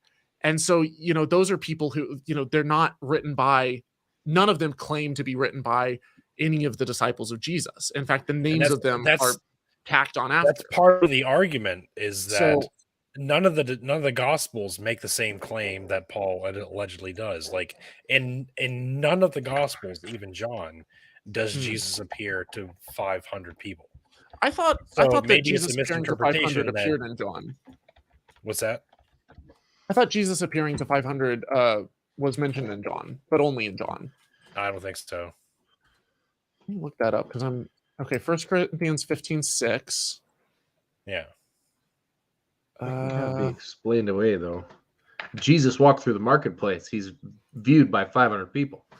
But the other thing, too, though, is that Paul never claims to have known Jesus during his lifetime. He claims that he appeared to him on the road to Damascus and never mentions ever seeing him in person.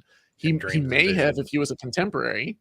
It's physically possible, but isn't the road to Damascus one of those things? I'm sorry, I don't mean to interrupt. This is one of those I don't understand shit in the Bible and can talk. Well, there is a road to Damascus, and it's that part is historically reliable because Paul, right? But I know that. I think Seth and I were talking about how the road to Damascus is not the same. Like there's a weird timing thing between the road to Damascus and like the differentiation between like the two references. Like one person was going to Damascus, another guy was going to Damascus, but there could have been a 40-year difference. But I don't even remember the fucking story. Well, that's talking about the differences between.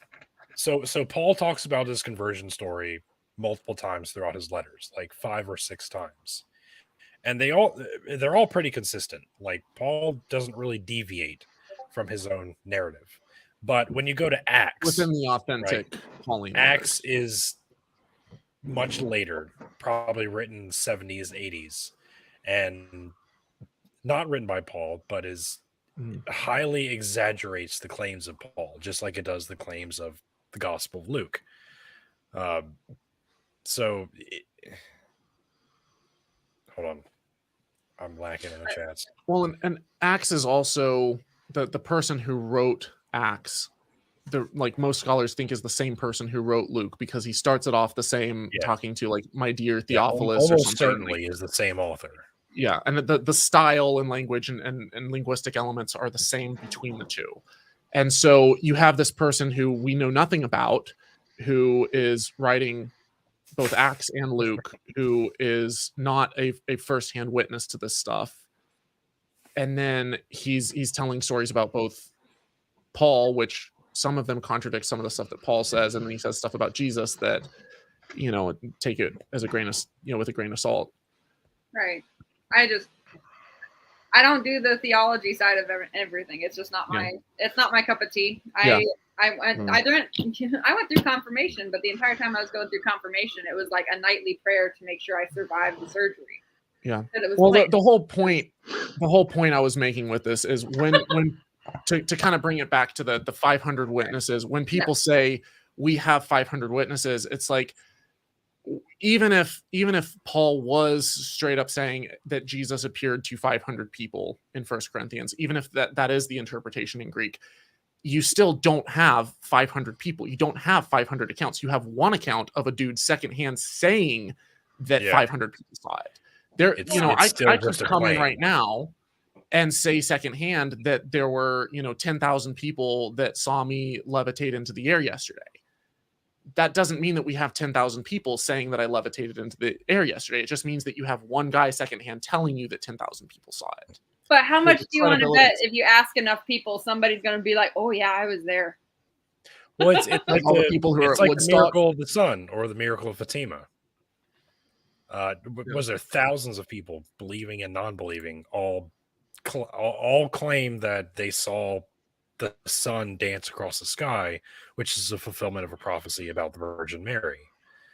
So thousands in that account, and that was what 300 years ago. Yeah. So No, that was in the early 1900s. I was gonna say I thought that was Oh, like so- 1890 something, but maybe that so was 200 years ago. Yeah. no, so, like 100 years. Oh, 100. Okay. 120-ish years ago. 100. Yeah. Tomato, other kind of tomato. You know. Nah. 1917. Oh, 105 years. It happened 97. during 200 years ago. Hold up though. Oh yeah. Hold up. That happened during the Spanish flu. That happened during the influenza outbreak. No, wait, was that 12? Or 19. 1917. 1919. No, yeah, it's 18. How many people do you think had mass hysteria or hallucinations at that point? I mean, not from the Spanish flu. Probably if not. it hadn't taken off until 2 years later. All that to say, like, yeah, even like, fuck, I hate to be cliche, but how many eyewitnesses are there to Bigfoot? Like, there were 12 So seasons many. Not of really. finding Bigfoot, and the And series Loch ended. Ness and Nobody all the freaking finding cryptids and- Bigfoot. So Yeah. yeah, They're not it gonna would find claim that, like, oh, this miraculous thing happened that was witnessed by this number of people. Caesar Augustus, when he was cremated, the Roman centurions that cremated his body claimed that they saw his body leave the flames and ascend to dwell among the gods. There were multiple testimony of that. So, like, are we going to believe that? It's called smoke. Yeah. You burn a pork chop, you get the same effect. The pig ascended to dwell among the gods and There you go. and attained a godlike status among them. Well, any other questions for me about my missionary upbringing? I Maybe someone mean, in the that chat? was I realized that like that was a whole big chaos thing because it just was like That's how our show goes. right. Well, Okay. you asked Show me- has no organization. It's part of our You should know charm. this by now. You asked me if I had experienced like miracles or seen that stuff. And the Yeah. thing is that I saw a lot of people praying and asking for divine stuff and attributing things to like spiritual warfare. That was huge overseas. They'd talk about, spiritual warfare and demonic influences. And, they, both not just my family, but the other missionaries would be praying over, Yeah. the power of Christ is, taking root in this land, and Power of Satan Christ has no compels power you. here. It was that kind of thing. It was, breaking the power of Satan in this land, and so that God can set up shop. And I'm like, well, you mean God needed you to tell him to do it? Obviously. Like, What about was his will? there ever any talk of the type of miracle stories that you heard about or supposedly witnessed not happening in the US because the US didn't have the faith that was required for them? Here's the thing. I had heard people say that in my upbringing. That wasn't something that we believed in my family. We believed that miracles did happen in the US, and that, people just didn't pay attention or chose to ignore them or explain them away. But that if you have faith and you're looking for it, like, it's not like Jesus is not allowed to or not able to work there. What always got me was when people would say things like, God, let your will be done in this nation. And it's like, I can just imagine God sitting up there going like, thanks for the permission. Yeah. Right. My hands were tied So before. but glad you prayed I that have a prayer. question. Really I have happy a that you- question. Otherwise, my hands would have been tied. I couldn't have done At anything. what point does it become a miracle? That's what I want to know. At what point were you taught that something was a miracle? Like, couldn't Everybody's a thinking miracle the simply be worst that there is was gonna water be. in a well? Yeah, Like- I mean, there were times when, we would pray for clear weather, and then the rain would go away in an hour at the speed of the wind that was already. But- There's an app for that. Like, but An app for that right there. yeah, that's That slightly app was predictable. created by God. I guess. You know what? Oh, whoa. The app is called You're those Welcome, ponies. People. Hold those ponies, because if the weather app is created by God, that right there is 100% irrefutable proof that God is wrong up to 70% of the time. No, because It was God supposed to be includes sunny today, and it did not be sunny at all. But God includes those statistics where he says 10% chance of rain, and then Does 1 in 10 I didn't know that. 1 in 10 times it rains. You know. Wait, And so does that really- mean all weather people are actually preachers? Because I would really like it's if all all just weather people testing are your preachers. faith. Well, now. Yeah. Have you seen that one Latina weather person preacher? Because she's really good at telling the weather. And I've very, seen very, quite a very nice few. dresses. Have you seen back when there was like a hurricane? I think it was Hurricane Sandy or something that was about to hit the coast, the East Coast, and you had all these pastors that are like praying over, and like New York God City is disperse gonna this be saved. storm. Like, yeah, it's ridiculous. I was there for that one. I rescued a sea turtle. Aw. And then when God doesn't listen and the hurricane hits anyways, then it must have been all those gay people engaging in It's sodomy. because of the gays. Oh, yeah. Which is kind of a curious thing when you think about it, because if that was actually the case, holy crap, I would be gay so fast. I would The gays are that powerful? to get Wow. superpowers like that, to become an airbender and be able to summon Hell yeah. hurricanes down through my butt fiddling wizardry. No. I think that's some next level power that like I would definitely start batting from the other If side of the. being gay was a choice, hell yeah. Yeah, I mean, Choose to like, be gay quick. right now. I can choose to do gay things, as the Christians would say. I could choose to engage in all kinds of sodomy if it gave me wizardry like that. Just saying. It's a price I would pay. It's not my personal sexual orientation, but dude, if I feel like if I- it would doesn't give me have the to be ability sodomy. to cast You could just be spells, really I good would at do the picking out dirtiest shoes. things. Can I Oh get my can I God. get wizardry power just by like watching gay porn? Is that like enough? Or is it like levels where I like level up and I can, at this level I I don't can know how cast that a works. Like, tornado, at this it's level all- I can it's cast all a gay. hurricane. Do you? Hey, No, Fred, I think you you- have to jerk off to gay porn. I think that's where you. I think that's where it comes in. Okay. Yeah. Challenging Atheism has a very good question. God does not respond to all prayers. How does that disprove? Omnipotent being can do all the things. Omnipotent being can pick up all the phones. But omnipotent The- being decides not to? Means The not problem- all loving omnipotent being. The problem with this system is you're creating a system that is utterly indistinguishable from a non-existent God, because you have so many cop-outs that it's basically like, well, God sometimes says Yeah. yes, sometimes says no, sometimes says maybe, but like he does it at the same rate as ordinarily happens if you don't pray, and it's the same results you would get if you pray to anything or anyone else. And so you have a system where it's like, okay, then what good is it? They're like, well, he exists outside of space and time, and you can't detect him, you can't see him, you can't whatever. And it's like, how is that any different from not existing at all? If you're going to make this claim that there's this supernatural entity that interacts with us, that listens to us, that loves us, and that has its world somehow centered around the existence of humanity, like we egocentrically assume when when humanity wrote these books, then if you had that kind of a deity and you are praying to it and asking it for stuff, and yet there's no sign or evidence of interaction, then the burden of proof rests on you to show that kind of God exists, because otherwise it's just as far-fetched of a claim as praying or as asserting that any other thing exists, from the Tooth Fairy to Santa Claus to Oh, here we the go. Norse gods to anything else. Ding, And- Hold nail on head, ding. How does non-intelligence? explain Go our ahead. existence? Oh, how does non-intelligence explain our existence better than a powerful, intelligent, eternal creator?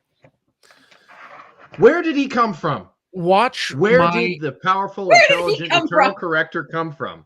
So watch my series. Go to my channel. Go to HolyKoolaid and type in the story of life. It's not a complete series, but it breaks down how we're all made of chemistry. We're all made of chemicals. You start with really, really simple chemicals, or with really, really simple elements, the lightest possible elements in outer space. We can look back all the way back to the Big Simplicity Bang. We know begets that there was a point in complexity. time. We know there was a point in time when there was nothing but like protons and electrons and like That was it.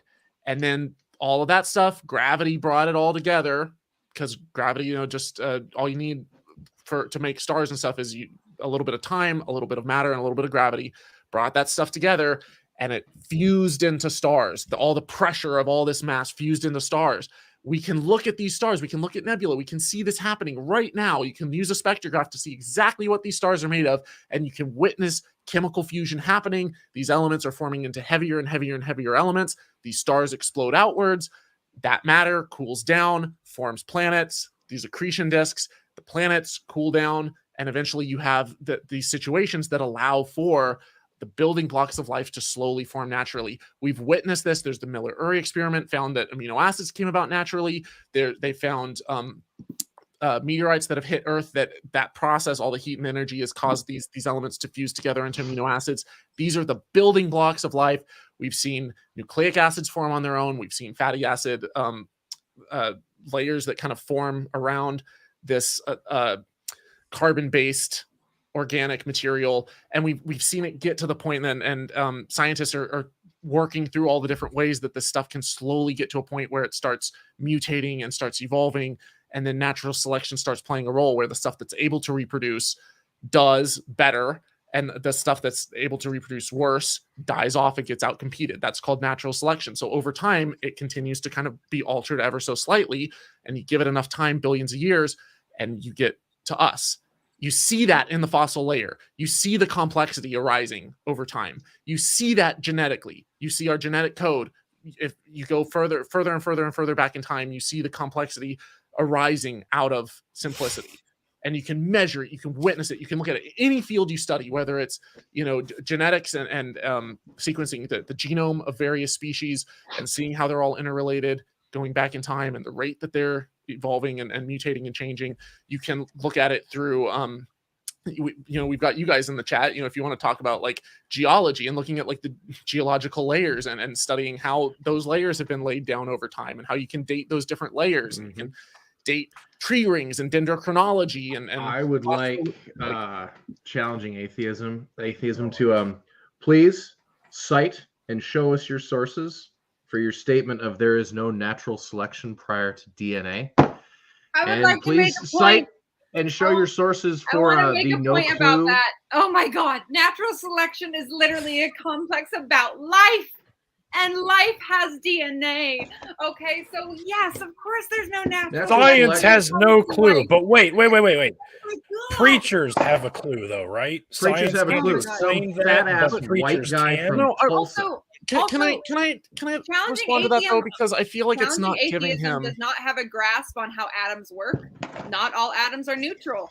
The fact that I don't even understand this fucking statement. It's driving me nuts. So I feel like it's not giving the asker enough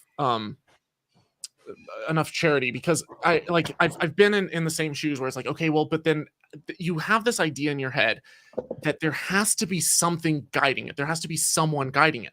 Here's the beautiful thing, though. Here's the beautiful thing. When you start to understand science, like I just want to get this thought out.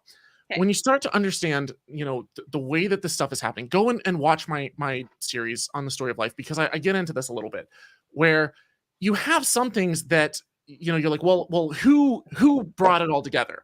You're like, well, it didn't have to be brought together by a who. Positive forces attract negative forces. And so, if you have something that a particular chemical that has an overall positive charge, and you have another chemical that has an overall negative charge, they naturally come together. They attract each other. If you have stuff that's just moving through, water or moving through the air or something, then you have it's just like a regular gradient where stuff is just bouncing around normally and stuff is moving around and mixing around. And then if there's like any kind of a force that would attract something together to clump in a particular way, it does that. And when you have enough time and you have stuff that's going through these processes and interacting, and then they'll find certain surfaces maybe to allow for these reactions, whether it's certain rock surfaces or, certain mineral surfaces, then it gives it a surface to have these reactions to land on and to bind with other stuff and to form, just in the same way that like when you have oil and water and you put oil on top of water, you'll see the oil just naturally clump into these little circles, into these little vesicles. That's what happens with these early protocells is you have these little fatty acid bilayers that are naturally forming simply because some of them are hydrophobic and they resist water and don't dissolve into the water. And then on the inside, you have all the mass that gets trapped inside of it. So it's like you're looking at all of this stuff, all these natural forces that they're just interacting. Like it doesn't need someone to like design it. It's just interacting, and you give it enough time and all these interactions are happening naturally. And then over time, they get to a point where they start to be able to reproduce, but it's all according to the laws of physics and chemistry. There's nothing outside of that that's necessary, is what I'm trying to get at. I am with you on this. I agree with this. The challenging atheism guy, I don't think he understands chemistry, let alone physics. And the concept of having a positive and negative interaction might be a little over his head. He is listing some sites, 2 of the 3 sites. To theoretical. Yeah. Presenting them as absolute proof is a folly, considering they themselves are theoretical. Fair. It shows that there's a thought process there. And it shows that there's thinking that is going forward. That does not mean that the actual thing has happened or is true. It is a thought process. I have so many people throw this at me in respect to my job, and it is always well, how do you know? Maybe it's this, maybe it's that. And it's all trying to come back to the same damn thing, which is what they want to believe in. They do not want to be told no. Best example of this is Atlantis, where every single time I take that down and throw it out the window and say, here are like 150 different points as to why we have no proof of it. There always is someone who mentions some other water event, some other thing, but it all has to tie to the same idea of Atlantis. This is all a tie-in to something that is intelligent out there that can be construed as God, and how everything is not an accident. You can give so many different reasons, but they always have to have this snake around where it's well, what about this? What about this? And eventually they'll just get to the point, well, they'll repeat themselves, but it's so far down the line that they've forgotten they've said that already. Yeah. Please read this book. Oh, fuck. Challenging Atheism. I only have this much rum left. I am fixing it. Give me just a second. I have this much left. Yeah, and I think to speak to your point, Archeo Wolf, the Blind Watchmaker. That's a good book. Please read this book in regards to your questions. And then right after you read this one, read The Selfish Gene Theory. Yeah. I would appreciate both of those books being read. Thank you very much. And then come back and talk to me. They're fine. They're not being disrespectful or anything. Well, I have a few by Stephen Jay Gould as well, if you'd like to talk about that. Yeah. And if you don't have the attention span to work through that whole book, it is available on audio on Audible. And also, I'm pretty sure that there's documentaries like on YouTube that are free that you can watch that go over the concepts, the core concepts held in both The Blind Watchmaker and in The Selfish Gene. And even if you don't agree with them at all, I really recommend that you at least learn the position, like because you'll be a better apologist, you'll be a better Christian, you'll be a better debater if you understand the opponent's position. And right now, I feel like you don't. Yeah. Like, if you're a Christian, that's fine, but know the arguments. You can't just say the science is wrong. That's not going to work in a debate. You're going to get massacred. Like, you have to understand the science in order to come up with arguments against it. If all of these notions that you're putting in the chat here are your statement of it's not evidence of design, what is it? Why can anybody explain why there has to be a design? Hold on, river systems work perfectly by themselves. They don't need to be engineered by anything.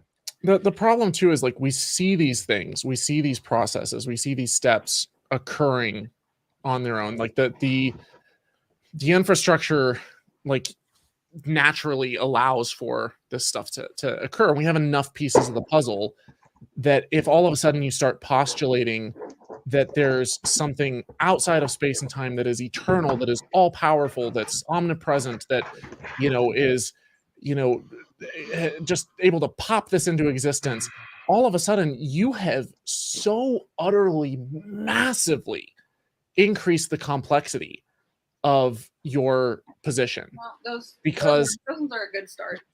Because now you don't just have a universe. You don't just have a universe and people. You have the universe and people and this infinitely more complex being to explain. Mhm. And if we know that the universe, you know, all the steps from, you know, right up until after the Big Bang, like we don't know exactly what happened before the Big Bang. There's a lot of, you know, speculation and theory, but it's like we don't right now have the means to observe before that. But we know what it was like right after that moments afterwards. And we can look back in time and observe this and see all throughout the cosmos the various stages of nuclear evolution, the evolution of stars.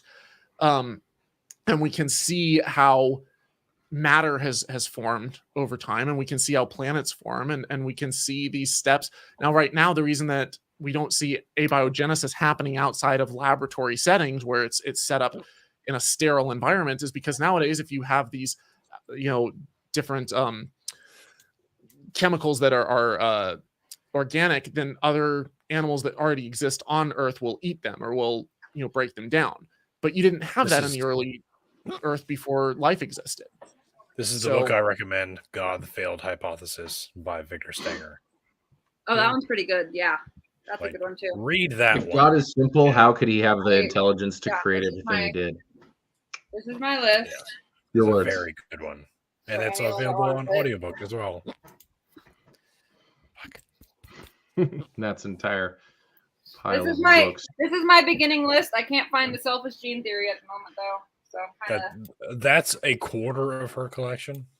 That is a quarter of a shelf in about 47,000 shelves. And that's not including what she has on Kindle.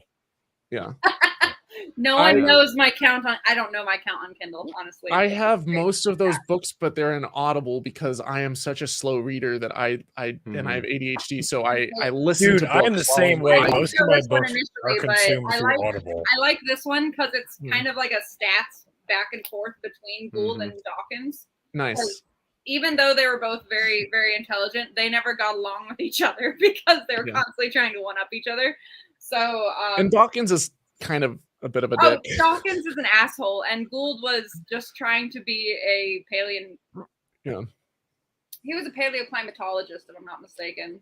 That was like his end all title. But it's funny because when you meet Dawkins in person, like he's so soft spoken and he acts like very sweet. But then he's an ass. Oh, he's an asshole. Shameless plug.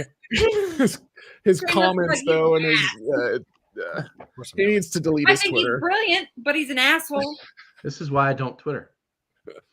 Well, that's the thing with like a lot of these older This guy is a professor at the University of Chicago. He wrote Your Inner Fish. This talks about actual genetic codes that they found between fish, reptiles, amphibians, and mammals.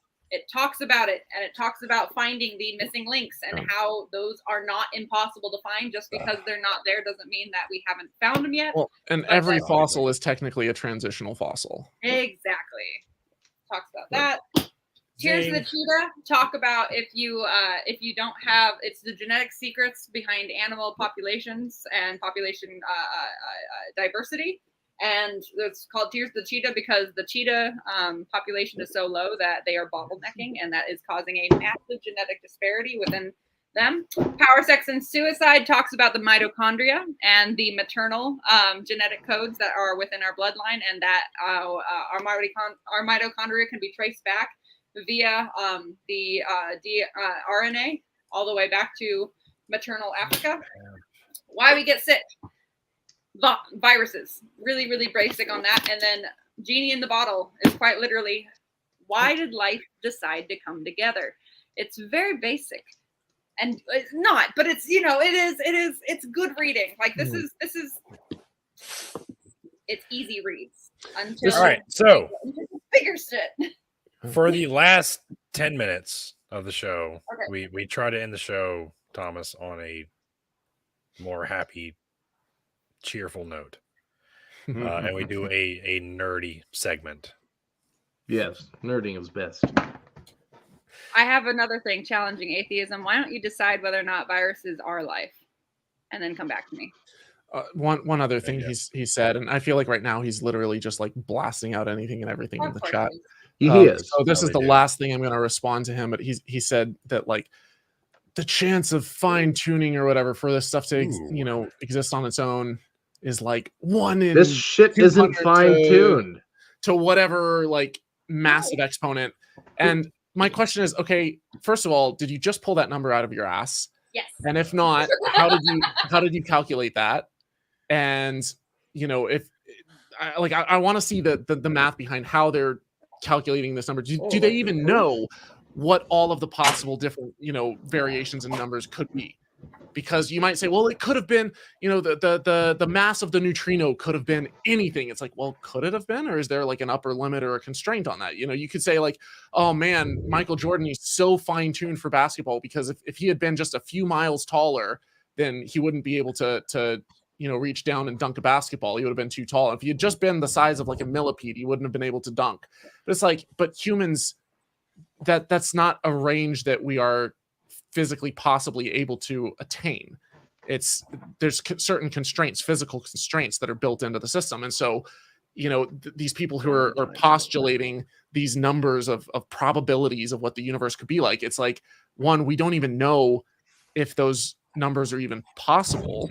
And even still, even if they are, and there's an infinite number, if you do have a multiverse and you have universes popping in and out of existence all over the place, then eventually statistics kind of become irrelevant because you have every possible combination occurring everywhere.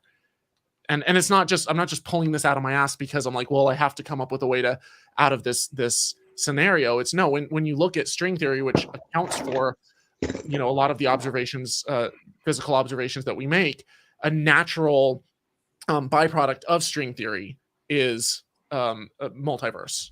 It is the existence of potential other universes. So it's a theory that already has a lot of potential that then allows for this other thing that, or it implies that there's this other thing that if that exists, then it completely obliterates the fine tuning notion. So I like the idea of the book list. I like the idea of the book list too. Thanks, Charles. I have a feeling as soon as I I already gave my book list. I mean, this is just in response to just this guy. That's the list I would give you just to start reading. So I'll let me start. Go for it.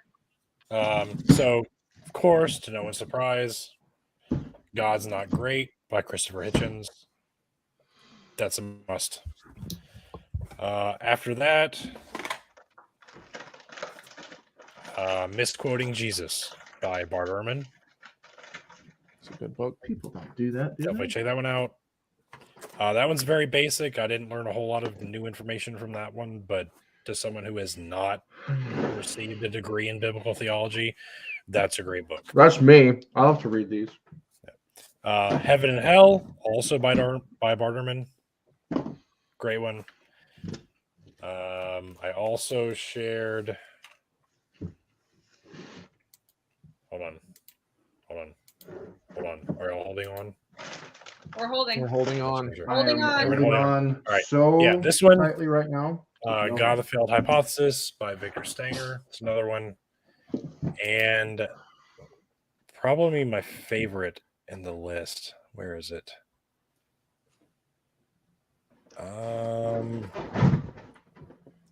Yeah. There it is. The Early History of God. The Early History of God.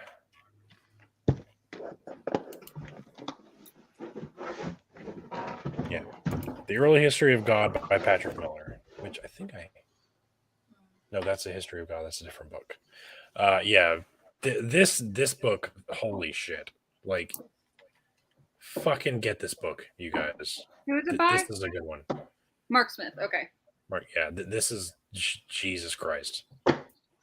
This is all about how how the Oh, I didn't Christian know. God came from Canaanite mythology to Yahweh. That is the Christian God. So, and then it talks about how, and it gives all the Bible verses where you can find like traces of the characteristics of the Canaanite deities that later Israelites absorbed into their God Yahweh. So yeah, it's a really good one. Highly recommend. All right. Okay, next. Who's going next? You guys already saw the list that I gave in response to this. I can just let that go for now. So you guys. How many can I recommend? You can let 5 to. I think he said 5 to 10, but it doesn't really matter. If you Okay. have some favorites you want to. I stuck with 5. I could probably give 20 or 30, but Same. I could just go Okay. through my. I list. tried very hard to limit it to 5. And say I'm currently reading 5 books at the moment. So.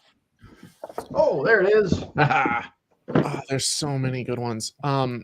So it's really hard to pick favorites. This is just in response to the topic that we were talking about. These are favorites for that and that. I like these kind of questions though. It's challenging. Like, yeah. Oh fuck! Out of Yeah. 5 books, you only pick 5? All right. Only 5. So ones that I have consistently recommended that people read. One is called "The Better Angels of Our Nature" by Steven Pinker, and it talks about how when you look historically at both archaeological sites of like prehistoric humans, as well as like within the written records, as any records we've had in terms of like recorded violence, violence has declined. Society has become increasingly less violent and hostile, and it talks about the reasons why, whether it's the advent of structured societies with law enforcement and the establishment of governments, whether it's the rights revolutions and starting to have increased rates of literacy and being able to empathize with other people, the rise of democracy. Like there's a lot of different aspects that play into this, but oddly enough, none of them are religion. But whenever religious people argue that, the world is getting worse, it's like we're living in the end times, you hear of wars and rumors of wars. Even in the last century with 2 world wars, the number of people that died violently compared to 500 years ago or 10,000 years ago is astronomically lower than it has exponentially declined. Another book I would recommend is The Telltale Brain by V.S. Ramachandran. And I'm familiar with that one. I haven't read it though. He's a neuroscientist, and basically he looks at some different weird, odd cases of like weird things that people have like believed and why we like see and interact with the world in certain ways. Give me that title and author again. The Telltale Brain by V.S. Ramachandran, Ramachandran.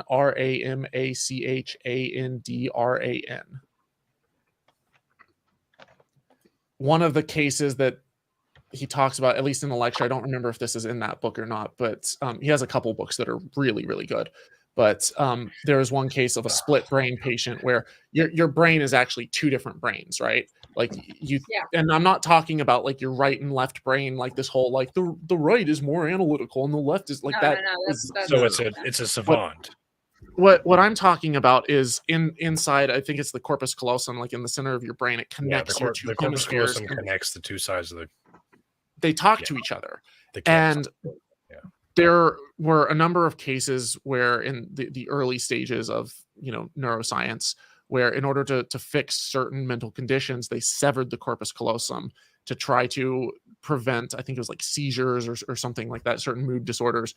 And what they found was that because the 2 hemispheres were no longer able to talk to each other, people had conflicting thoughts. And all of a sudden now, if they flashed images because your right eye and your left eye basically are linked up to different hemispheres through different pathways, but they're not able to talk to each other and interpret the results. So if one side, one hemisphere of your brain, which is responsible for forming dialogue and talking, and the other might be responsible for like writing stuff down, if you flash 2 images only into one eye, then the person might be able to write down what they saw, but they can't say what they saw. And so you have these conflicting brains, and sometimes people with split brains would actually fight over what would go in a shopping cart. So one hand would put something in and the other would fight and try to take it away. One guy got in a fight with his wife, and one hand, controlled by one hemisphere, reached out to choke his wife, and the other hand, appalled, tried to protect her. Yeah. And they found one. It's like alien arm syndrome, I think it's called. Yeah. Or something There like was that. one case, this is absolutely wild, where because they're able to use these communication methods to communicate with the right and the left brain separately through the visual pathways and through writing, they found that one hemisphere, when asked, do you believe in God, said yes, and the other said no. So literally one person with one brain had one half that was an atheist and one half that was a theist. So tell me, if in what sense of the world, what sense of the word of soul, like this idea of soul, does that notion or that concept even remotely make sense, where you have someone who is like half atheist, half Christian, one part of their brain is and one part of their brain isn't, and they're both living inside the same body? Just you have to real quick, challenging atheism. If you posted that as like, not ironically, yeah, if that's non-ironic, I mean, you have earned my respect just for that. Wow. Just wow. Wait, if you tell me that a banana is meant for the hand, look at the tree, like your that. best Just, That's almost as bad as, well, why are I there will so make monkeys? you will become my best fucking friend. cheers, If you tell me cheers. that a banana I can is respect for a Christian who has that level of, that level of faith. Holy shit. that level of self-reflection, I guess. That's Yeah. Goddamn. do you think he posted it ironically or seriously? No, I think he's being serious. He's like explained So how am I with what I just responded with. you have I'm a hoping go. it's ironically. I am 100% serious. That's what he said. One of these days he's going to look back on that and realize just you're how totes cereal. absolutely terrible of an argument that is. He's And totes he's cereal gonna be right now. embarrassed. All right. Well, then I'm gonna take back my Cool. cheers because You thought he was ironically being like I did. I self-reflective. thought he was like, look at the trees, you guys, because I have a lot of like Christian followers who make like those kind of like, look at the trees, Dadpool. I'm kind of like, "Oh, ha, you What atheists, about him? you all Right. eat babies and they don't actually got eat it." you. I love trees. They're, if anything, they're proof that he ain't around. Same with dogs. Should I finish off my reading list? I think that was two. Do it. I am Yeah, still sorry. writing. Holy shit, I'm we're writing. over 2 I'll hours. rapid fire through the rest of these. I'm trying to think because like some of these are books that I've read a only long picked time 6. ago, and then others are more recent. I recently read Misquoting Jesus, but you already recommended that one. That's a really good book. Yeah. There is a really good book that I'm currently reading, but I haven't gotten very far into it, so I don't know if I can recommend it very much. But The Beginning of Infinity, I'm very much enjoying, by David Deutsch. Beginning of Infinity. He's a physicist, but the book gets very philosophical very fast. And then another one I just finished was On Human Nature by E.O. Wilson or Edward O. Wilson. That one's a good one. It's a good I book. like that one. And then The Universe in a Nutshell by Stephen Hawking. Also an excellent choice. Again, Stephen Hawking, but Irreducible complexity is Universe in a not. Nutshell is amazing. That's not a thing that works. Okay. Never mind. The Big Picture by Sean Carroll is another good book. And then I'll add one more or two more quick ones to the list in kind of the area of human psychology. One is Predictably Irrational by Dan Ariely. And then actually two more in addition to that. Another is called The Man Who Mistook His Wife. He just has to keep adding so many. The Man Who Mistook His Wife for a Hat and Other Clinical Oddities. I forget who the author is, but it talks about how weird our brain is, and it just like yes, I forgot you can't that trust one. this thing. Like you have to develop ways to actually test it and I falsify haven't read that in stuff. ages, and now you Yeah. brought it up. I'm going to fucking look it up and read it again Yeah. because that one There's a was similar book so called fucked The Boy Who Was Raised by Wolves. That's yeah, I another have one, that too. one. That one's good too. And then You Are Not So Smart by David McCraney. He looks at That was a good one. logical fallacies and self-delusions that we all make.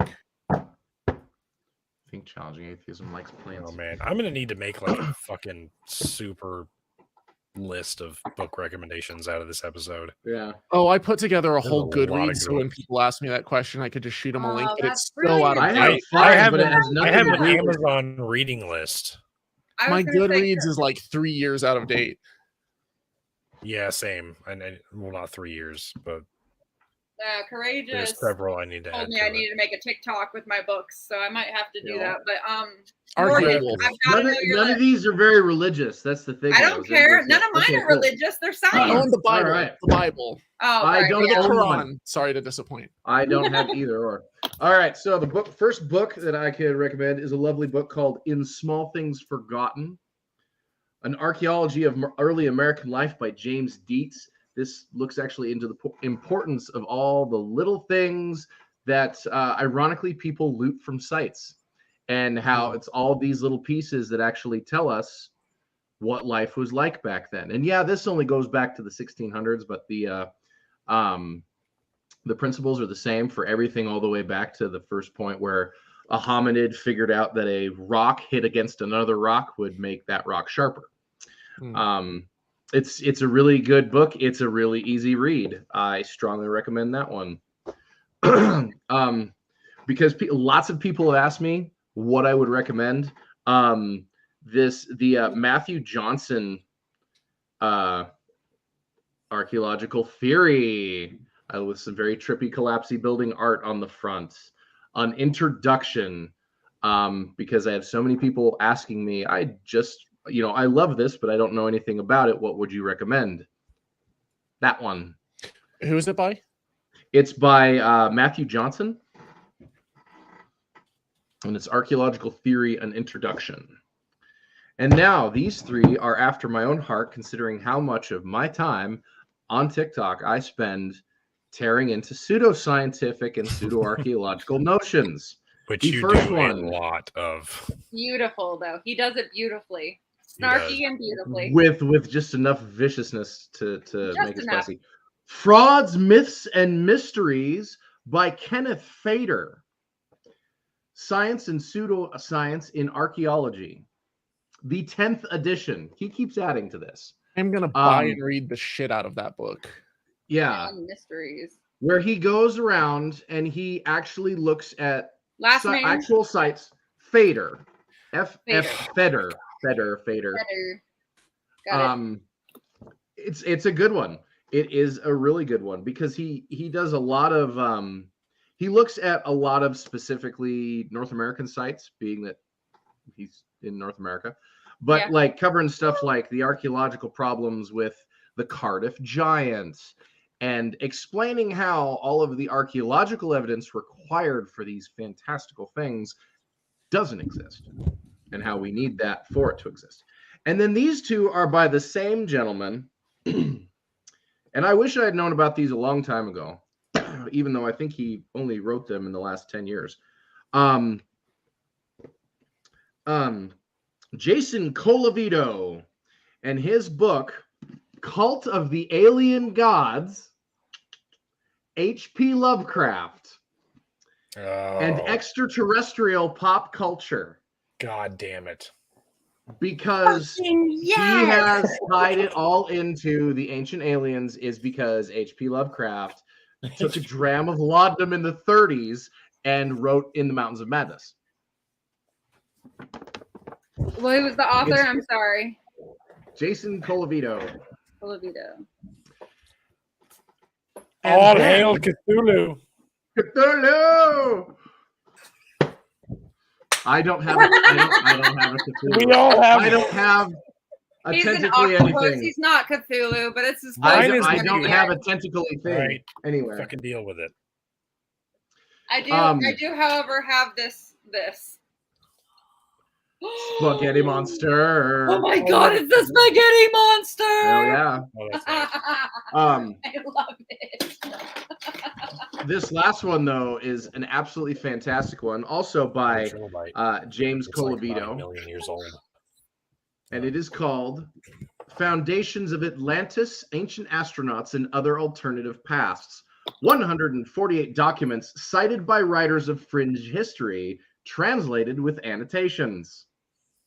This is where he goes into every single story that is used by the ancient aliens folk Stay. and says this is why it says this. Like the Babylonian myths that have led to the ancient aliens ideas, or Cthulhu mythos and all of that stuff, where it's explained how people are trying to use direct translations and direct translations don't work, or how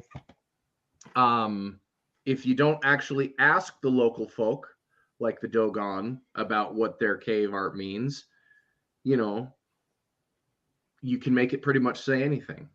And he actually goes through all of those wonderful pop culture-y things and tears them down, not just the ancient aliens. It's fantastic. Nice. Where he actually here's the original script and then here's what it says according to modern day. And they never match up. So yeah, that's what I have. I have 5, the short 5. I guess I could add 6. Magic, Witchcraft, and Religion, an anthropological study of the supernatural. Fucking A. I literally passed up buying that book for $6 at Lehman and Myers. You should have bought it. Wait, what's the name of it again? Magic, Witchcraft, and Religion, an anthropological study of the supernatural by Arthur Lehman and James Myers. With, I'm assuming this is supposed to be Morgan Le Fay. And the rest of my stuff is so focused on what I'm working on right now. It's not really relevant to worldly bookage. So this is the one. If we're gonna talk about favorites, this is my favorite fucking author, is Sam Kean. I fucking love him.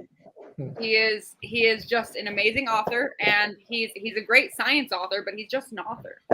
But this is his first one. It's The Disappearing Spoon. He has 3 books: The Disappearing Spoon, Caesar's Last Breath, and The Dueling Neuroscientist, right? Or Neurosurgeon, sorry.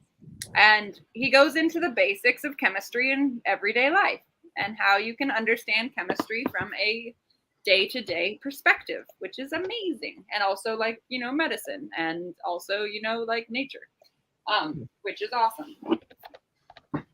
I cannot take away from any of the other ones. Your Inner Fish is one of my favorite books. Just love it. And Beak of the Finch is pretty fucking amazing as well when it talks about genetics. But yeah, where can one complain about there not existing an emoji for the flying spaghetti monster? One may want to complain to Google, to the Google. Submit a request to the YouTube team. To the YouTubes. Yeah. Perhaps to the emoji. The emoji lords. The emoji overlords. I'm curious. That squid is everything. What came first, genes or proteins? Did we not cover this? Amino acids came first. Why?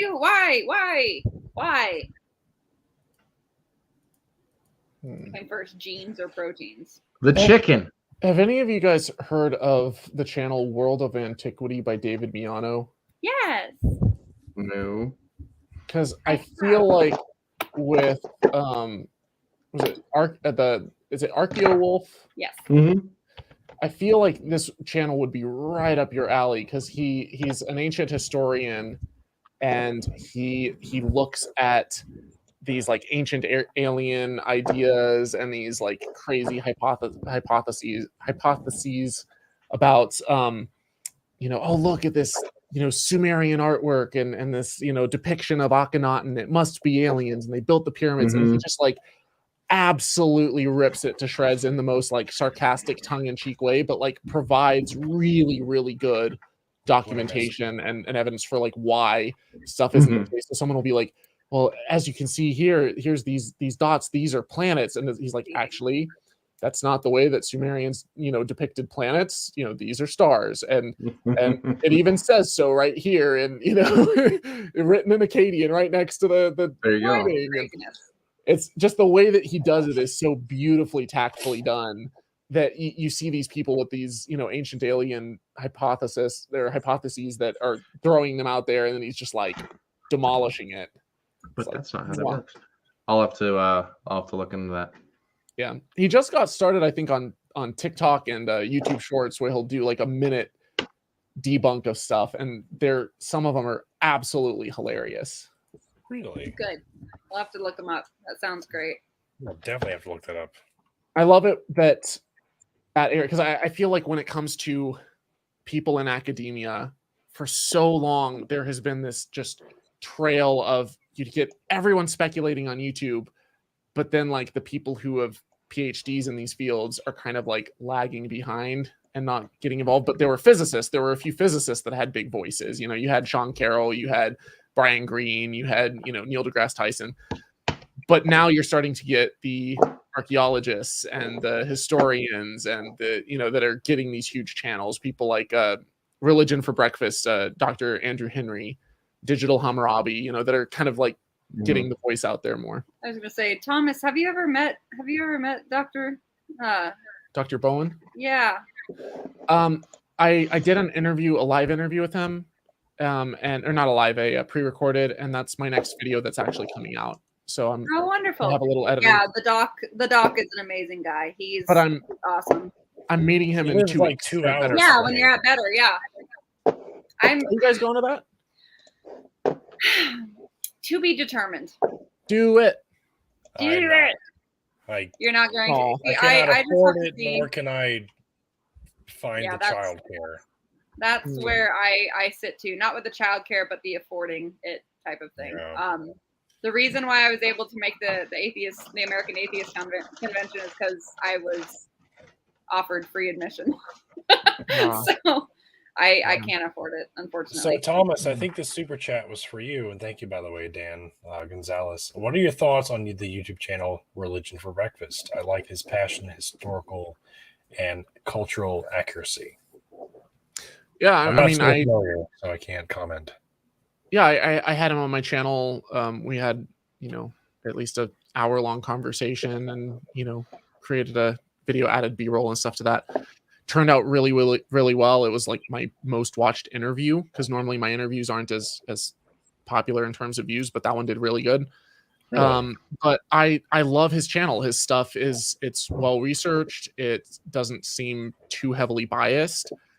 He at least tries to account for his bias and kind of show like both sides to stuff, and not just like weird fringe theories, but like if there's like a majority position and a minority position, or if there's not a consensus on something in academia, like he presents the research, presents the finds, and like what the leading scholars are speculating based off of that.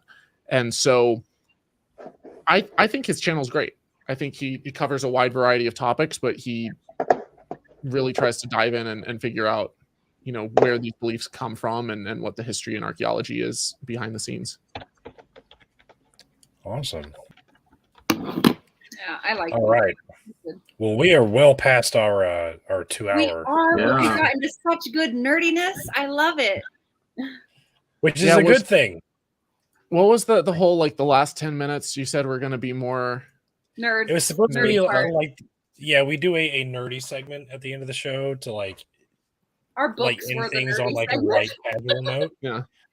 So it's like, what do you nerd out about? Like, what sort of video games, board games, TV shows? Like, do you play D&D, or do you like going on hikes randomly? I don't know. I'm not a big D&D person. I love hikes, but there's not a like there are trails in Austin, so I can go and like walk along a creek, but there's not like. Have you ever done the trail at Harry Man Road? Well, like no, like Harry Man. There's Harry Man Road. It's in northern. It sounds like it's set up for a joke. It is. Well, it is kind of, because it's a really long. It's a paved trail, but it's on Harry Man Road. Down Harry Man Road. Have you ever hiked down the Harry Man's Trail? Whoa. Hey, yo. I think it's the funniest fucking road name. No, but like, is there anything that sure as it beats feet in sandals, it beats fighting men with treasure trails. There we go. No, what do you like geek out about? Like in general, it can be anything. Yeah, I mean, so day to day, I love to, I love to read. I love neuroscience. I love, history and especially in the ancient Near East. I also there's so many things. Like I like playing video games. I like movies and TV shows, but I don't typically have enough time for a lot of them. I like outdoorsy stuff. I recently got a slack line. I'll set that up and balance Oh, you're getting on into that. slacklining. Oh my god, that was so huge in my college. Yeah. Well, it was big when I was in college too, and I haven't done it since. And so I was like, hey, I need to get outside and get more sunshine. So sometimes I'll go out to like a park with Here's some another friends one. and Why do that. is true? Oh, Adding Jerry that. Coin. Matt, I met we're him in past town. that. Jesus. I'm just saying, We're on the nerdy looking. segment now. This is my nerdiness. I think one of the most nerdy things I do, a lot of nerds are really into like computer programming. I've done some of that, but for me, I love figuring out better ways to like edit and market and like kind of get really, really, really high tech with equipment and video production stuff. We should just like bring him onto the team. We need that professionalism in our. Oh, I'm already Trying to so learn far. that on my own. I'm already so far behind on my own stuff. Yeah. I mean, aside from that, I like spending time with my girlfriend Hannah. I like spending time with my pets, and yeah. Since the pandemic, my life has been a lot more boring. But I used to travel a ton, and I was really into like learning other languages and getting out and seeing the world. And then COVID hit, and that's trickled down. Oh, But fucking it's tell me starting about to let up. I'm starting to get out more. Cool. Oh God, I don't want to talk about The Binding of Isaac. That is a terrible goddamn game. I mean, it's horrible. That sounds like a level of kink we don't want to get into right now. It is all sorts of religious guilt pressed upon a small child. I don't like it, and I don't like it. It is, but it's also not really entertaining. It's not done from a standpoint of religion is good and like this is a great thing. It's from this is so fucked up, but it's like a morbidly like. It's morbidly fascinating as a fucked up story, and it is horrific. Fascinating, but horrific. For the closed-minded. Oh, I saw. Yeah. There's no evidence that will be because God and his followers are not closed-minded about anything at all other than people's sexuality, color, religiosical belief systems or lack thereof. Apparently, things they do, the colors that you paint your vehicle. I have met more closed-minded, judgmental Christian folk in my life than I care to ever try to shake a stick at. So it's like the Christians. It's like the Christians that claim that, oh man, all these, people on the left, they're trying to cancel everything. And it's like, okay, I've got my own issues with cancel culture, but Harry Potter, Pokemon, rock music and like metal music in the 80s. The list goes on and on and on of things that Christians have tried to cancel. I knew Christians who literally weren't allowed to like watch Lord of the Rings because it had magic. Charles. Yeah. And besides that, if you know the history of Christianity and how it developed from the 1st and 2nd century, you'll know that modern day Christianity is the result of centuries of cancel culture, of censorship. Every other version of Christianity that did not agree with Orthodox Christianity was canceled. If you believed this, or you were exiled. Your holy books were burned. Your land was confiscated and given to the Orthodox Christian Church. Like, modern day Christianity is the result of centuries of cancel culture. It just is. Sorry. Yeah. Don't say sorry. Yeah, don't apologize for that shit. Don't say sorry. Right. Sorry for pointing that out to you and shaking your entire worldview that your life is based on. But that's the truth. That's what modern day Christianity is. I have one challenge for challenging atheism. I challenge you to go and learn how the Bible was written. Figure out when each book was written, who wrote it, in what language, do we have the originals, how long after the events that were written do we have like the originals, how many centuries passed. Like, And go what- and look into that. Like, I really, really challenge you, because I think you will be kind of amazed at how absolutely poorly preserved it has been. And then And what compare was the the documents and process? compare all of the translation errors and compare all of the grammatical and spelling mistakes and parts that were added and left out. It will blow your mind if you genuinely go back and look into it. I Yeah. dare you. I fucking dare And you. what, Go and what was the and study it. process of Fucking deciding dare you. what books Fucking in the double Bible dare you. would Double become dog Orthodox dare you, bro. and non-Orthodox? Like, yeah, because in the second or in the third and fourth century in Rome, there were several different bishops that had their own list of Why do I feel like of books that would compile or that would comprise of the New Testament, and they all disagreed mostly. And like, it's just fucking bananas the way that the New Testament came to be what we have today is a fucking batshit crazy story. It really is. But anyway, yeah. So we're at 2.5 hours. So great show. No, it was Thank you, awesome. Thomas. I'm distracted by the goddamn comments over here, but Yeah, Thomas, I know. I really hope we get to meet in person sometime. You look super chill, and I'd love to grab a beer with you. Albeit better for sure. Other events I'm looking at, FFRF is in San Antonio, which isn't far from me, so I That might haven't be worth it. committed to that one yet. And I have family in San Antonio. I could potentially go to that one. yeah, I'm When not. is that one? That in August? No, when is that? That one is like October, I think, like mid-October. So it's a ways out. You've got time to buy tickets before the prices go any higher than they already are. Yeah. Like the plane tickets, the conference tickets probably are gonna not shoot up. Yeah. I'm a driver. I Um, like road trips, so more than likely Yeah. I'll just kind of hit some. I've boxes mastered along the the art of teleporting, so travel you? is not an issue for me. Have you? Because you haven't come to visit me Yeah. recently. Well, it's childcare. Childcare is my Oh, issue. I can That is a teleport problem. anywhere, And you can at only any time. teleport It's once just- a day. I know that's like a Yeah, weird you know, business so model. I need someone to watch my kids while I teleport to another location. That's the struggle. But The yeah, struggle is real, even if you have superpowers. Mhm. I'll probably be at the FFRF conference. I'm gonna be at the better one. I might go to, and I have a list of all the conferences on my site. There's the skeptics track at Dragon Con, and there is Is that in the Georgia? The Dragon Con's in I Georgia, right? think so. I might go to that one. I never thought I would, but And- I might actually go to that. You're close And to then Georgia. there's also You're not far. I'm only 3 NanoCon. hours. NanoCon is in Tennessee, and I say I might because I may be. I don't want to preemptively announce anything, but either way, it kind of comes down to a number of factors for me, like time being one of them, finances being one of them, travel. But aside from those, I am going to do my absolute damnedest to get out to SciCon because that's one of my favorite conferences. And that's in Vegas, right? That's the one that's. Yeah.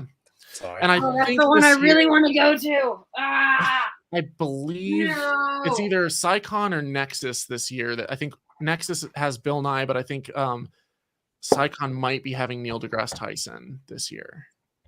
So I've met both of them in person at some time or another in my life, and I love seeing them in person. But I love seeing the people that want to see them in person. That is more entertaining. all of the people who come out to these conferences who are just like passionate about the stuff, and like sometimes they'll dress up and they'll It's such a big hype fest. I love it. Yeah, Well, and the same thing as having people pray over you. You get all these endorphins from just being around your own people. yeah, It's just great. it's community. It's community is what it is, and you all get to hang out and have some drinks together, and it's humanizing. It's fun. You get to meet people. You realize that you're not alone, and that there's other people out there who are also into exploring how the world works. Anyway, I All think right, I well, think we need to wrap this up. It Yeah, I'm is getting late falling for all of us. Dadpool is a dad. He needs to go to sleep. Archeowolf is also a dad. He probably should go to sleep. He probably won't. Ha! Probably won't. I'm not. I'm not a I dad. have guard school tomorrow. I should But I have do been to have bed to a get while up in the ago. morning. So anyway, Well, thank you so much, Thomas, thank you Thomas, for for coming coming on on. the show. I really appreciate Absolutely. what you do. I would love this to is- have you on here again to discuss things and stuff. It's been a pleasure and it's been fun. Thank you guys for having me. Awesome. All right. Take care. Everybody, Thanks again, good night. everybody. Thomas's website and Patreon and YouTube Holy channel can be Kool-Aid. found in the description of the YouTube channel. Highly recommend you check those out. So thanks, guys, and thanks again, Morgan, for joining us. Of course. I didn't add to much, but it was fun. It's cool. We always like having you here. Well, All thank right. There are Have a few good night, books Dee. I'm going to have to definitely check out that you recommended. Oh, fuck. Well, Right. good. If you want I my hope you list, enjoy. I'll have to email a whole. All right. Good night, you heretics.